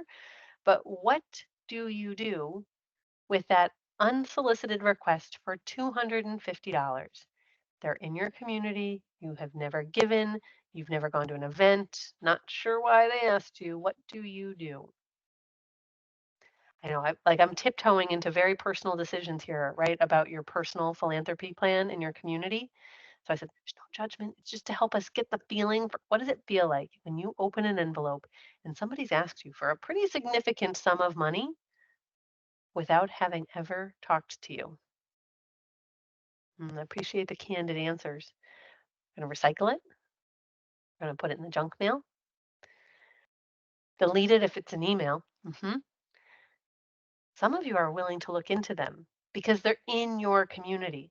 Like if I saw that it was from Clayton, New York, my teeny tiny little town of 5,000 people, I'd be like, oh, maybe you're new. How did I not know about you? And I'd be curious. So I'd research who they are. Totally get it. Depends on the need, depends on what they're validating. So, okay, y'all are being very nice about it because a fair number of you have said you're going to do some research into it. Usually I ask people at 90% recycle, trash, gone.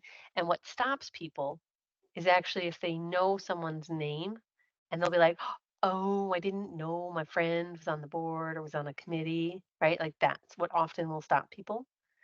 But usually people aren't in this fake scenario telling me they're going to give them $250. They're like, I might go online and donate $25. I might cut a check for 50 if it's like my best friend that I didn't know was doing this thing, but it's rarely, yeah, you go, good. That's really good work. Here's $250. All right. Can you see through the exercise? What does it feel like to a grant maker when they get a request that is completely unsolicited? They don't know you, they don't know about you, they don't know of you, they don't know the great work you're doing, and they were in some way willing to talk to you or receive, like maybe they don't answer all the phone calls, maybe they can't return every email, but they try their hardest. If they don't recognize your name at all, if they don't see you as someone who's tried to talk to them, but they are willing to talk, they try to talk, they just felt like you did when you got that unsolicited $250 letter in your mailbox. Not a great feeling. So, what are we trying to do? I get it. Not all grant makers are going to talk with us. Totally agree, understand. And grant makers are going to have a really wide range of where they're willing to talk to us, how or if. Email, phone, only on social, like it's up to them to decide. So, how do we figure out where in these varied ways of communication can we and should we try to communicate? So, I wanted to do a little sleuthing. For those of you like in the government space, those contact bits of information, super clear. Here's their office that they're under, here's their phone number or the general phone number, here's their email or like the generic email, but it's right there. On foundation websites, we're digging. We're in little nooks and crannies trying to find bits of information. So I wanted to give you a few examples in case this isn't a spot where you've gotten to build your muscles. So in this example, we are in Philadelphia, if you don't mind. We're all living in Philadelphia, Pennsylvania for a moment, and we are going to apply for general operating support to the Philadelphia Foundation. Now, on their website, they say that if you are a first-time applicant, you must contact them. Okay, they were really clear about capacity and preference, weren't they? Good. We don't have questions, right? They say we must. But the Philadelphia Foundation has more than one funding program. So, what if you were thinking about their organizational effectiveness grants? Now, their steps to apply say take their eligibility quiz. Step two, apply. Um, it doesn't say anywhere that I can see on the screen that you must talk to them. So, awesome colleagues, what do you want to do? Let me know in the chat box. Do you want to contact them? Or do you want to go right through and apply? Which one do you want to do? Contact, Y for yes, N for no. Do you want to contact them? Melanie and Angie vote for taking the quiz. Okay, I agree with you. Take the quiz and then contact them, yes or no? Hmm, I never know what's going to happen when I ask this question. And so it might just be that you felt like that was rhetorical, or maybe I know Brooke and the groups that you get to work with. It could just be that y'all are rock stars. That was a lot of yeses, like a lot of yeses. I often get more pushback or more questions. Maybe I didn't open the middle ground for you, like the maybe, the question mark. Ah, so yes, take the quiz. And if you are eligible, then yes. if you pass that eligibility quiz. I agree. That's an important caveat for it. So it's not a crystal clear yes. I think it's a maybe, probably, because they didn't tell us not to, right? So the fact that they didn't tell us not to, I'm not disrespecting their wishes.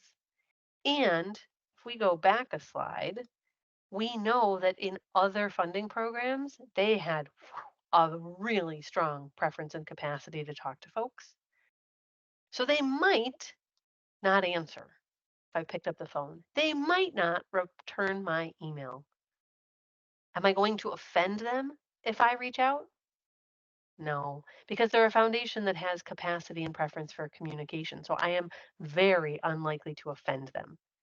But if they answer phone or email, I am likely to learn something that would help me be more competitive.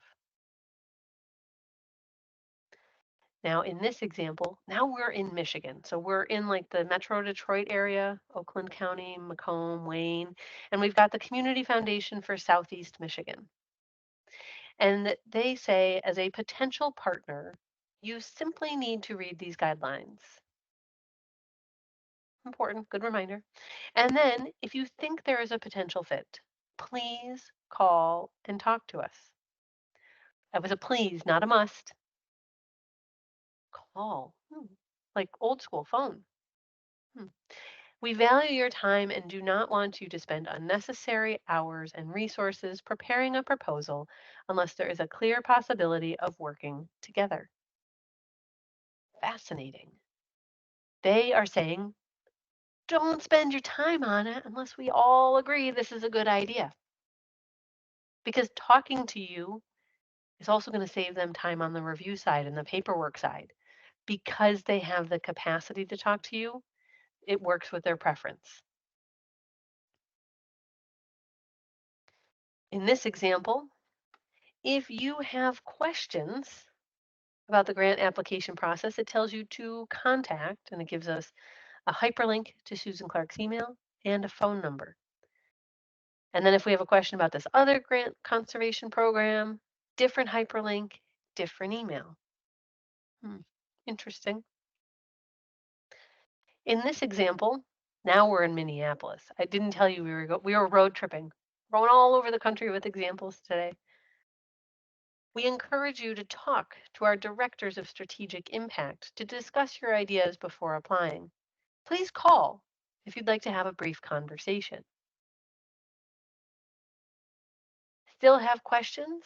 Read our FAQ. You're like, I don't need to read the FAQ because I read them before I dug in on this. That was one of my 3 things I looked for.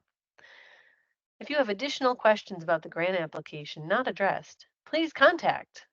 And they gave us a phone number for Kara. I have a question for you. Wait a second. It's Monday, so I can't say yesterday. Friday, or the last day that you were in your office, how many voicemails did anyone get on their business related phone number?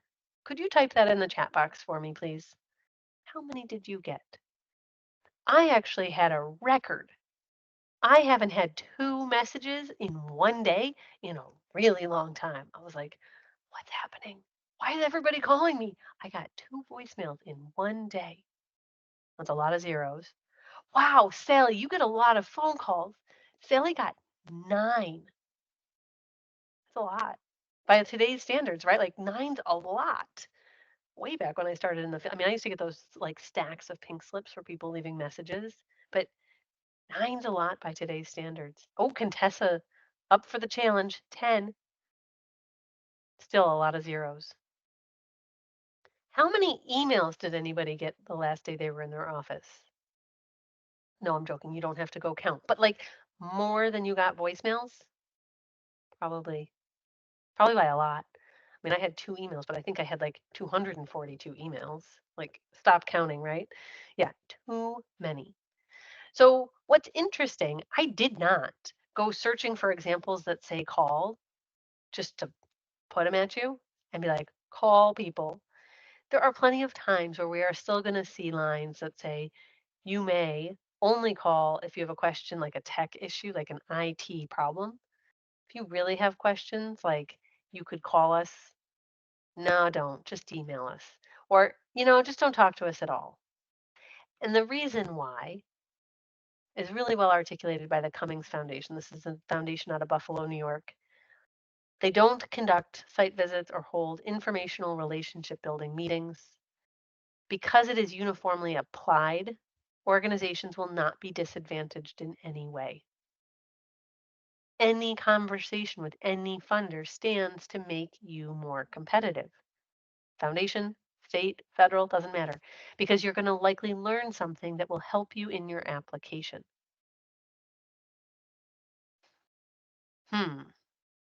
So I get it. I asked you the phone versus email question because I'm a huge advocate of trying to call people first before you spend time wordsmithing emails with talking points. We have an organization we work with, and she had a list of 10 foundations she wanted to reach out to in 1 week. 10. Was she going to get to all 10? Like actually reach them in that week? No. You're going to play some phone tag. You might get one or two. She got 3 meetings and follow-up interactions as a result of just 10 phone calls. Those are odds that I think are amazing, absolutely amazing for spending a little bit of time trying some phone calls because it's not that the others aren't going to go forward, but those 3, those should be prioritized. You just got to talk to some folks. So what do we say to these people though? I like to have some talking points that work as guidelines for when we are on the phone or in case maybe we're like at a meeting, a special event. And then, yes, sure, they'll turn into an email, but that's like after. And no, I don't want to email funders and ask for a time to talk. I'd rather try their voicemail and see if I can get them or get somebody in the office. And then if I have to ask for a time to meet, sure, we can go that route. But I'm going to try it. Let's see if we can get to somebody. So, our talking points. Who are you? What organization are you with? If it is a funder that is not in your own community or region, please give them some context. If I called a funder in, say, Kansas, and I told them I was in far, far upstate New York, what is someone going to assume? I'm somewhere outside of New York City, but where in the state, not real sure. So I might say something like, I don't even know if I'd reference Lake Ontario and being at the end of it, west of the Adirondacks in upstate New York. Because now people are like, oh, like the up part, right? Give them something to give a little bit of context if they're really not where you are and shouldn't therefore have an understanding of your geography. 2, I want you to have a 30-second elevator pitch about your organization or about your program or project. Not when you were founded, not what your mission is as an organization, but something that really is a nice soundbite about the work you're doing. And then because you've done all your great homework, finding your 7 points of information, what are a few questions you might have that were not answered in the FAQs, that were not answered on their website, that were not answered in any past guidelines? Those make beautiful talking points. But if you're actually on the phone with them first, you have to say, I have, like, here's who I am, here's why I think we're a fit. I have a few questions. Would it be okay if I asked them? They might say no. They might say, oh, can we schedule a time to talk? I forgot that part. Like 2A, you should pause and make sure it's okay to ask them a few questions. But your intro, because it's so short and your elevator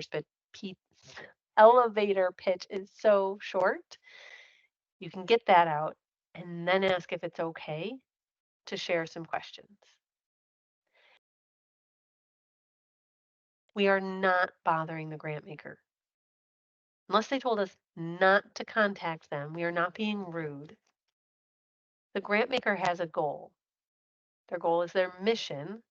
Their funding is to give funding to other awesome organizations to do the hands-on work that they are not going to do, that they cannot do. They don't have the staff and the expertise to do maybe. So you have the expertise, the services, the programs, the staff. They have the money. It does feel a little unbalanced because they have the money and so they get to dictate the process and the deadline. I know it is imbalanced, but we both need each other. So you're not bothering them. You're not being rude. as long as they didn't tell you not to contact them, and by you, I don't mean you personally, but like grantees, you're not being rude. Now, after you've done your research and after you've done your relationship outreach, if, right, you've heard that it could be a fit, they answered your questions, it is important that you follow through with what they said, like, what did they tell me that would help me be more competitive? But I also want to follow, like, just in case it was ever a concern, ever crossed your mind. I don't think it did. But if a grant maker tells you you're not a fit or you might not be competitive in this round, like even the phrase might, I'm not sure that this is going to be the best fit this year for you. Don't argue with them. Oh, thank you so much for that candid feedback. They've just saved you hours worth of work. Would it be okay if we talked about a different program for a future cycle, maybe next year, right? Like, let's look forward, let's plan on forecasting, but please don't argue with them because then they do. Like, that's not a good impression and that one will stick. I'm not saying any of you would do that. I don't think that's the case, but it's an important thing to talk about overall as an organization because some people get so passionate that they try to convince the grant maker, and the convincing can sound a little confrontational. So I just want to be careful. Now, our final thought for today, and then it will be time to send you on your way so that you can reflect on all the research related things and the relationship things we've talked about today, is about who else can help.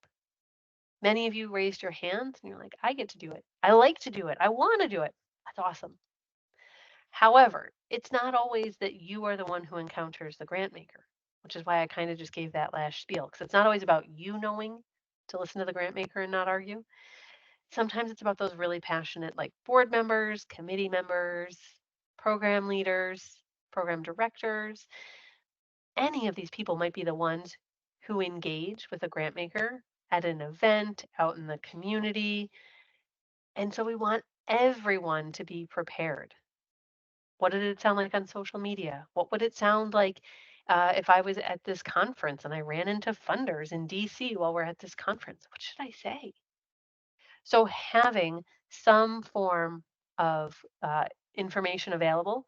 Hey, board members, we're trying to find connections to these folks. I'm not asking you to talk to them. I'll talk to them. Don't you worry about that. But just let me know if you know them so you could help make an introduction.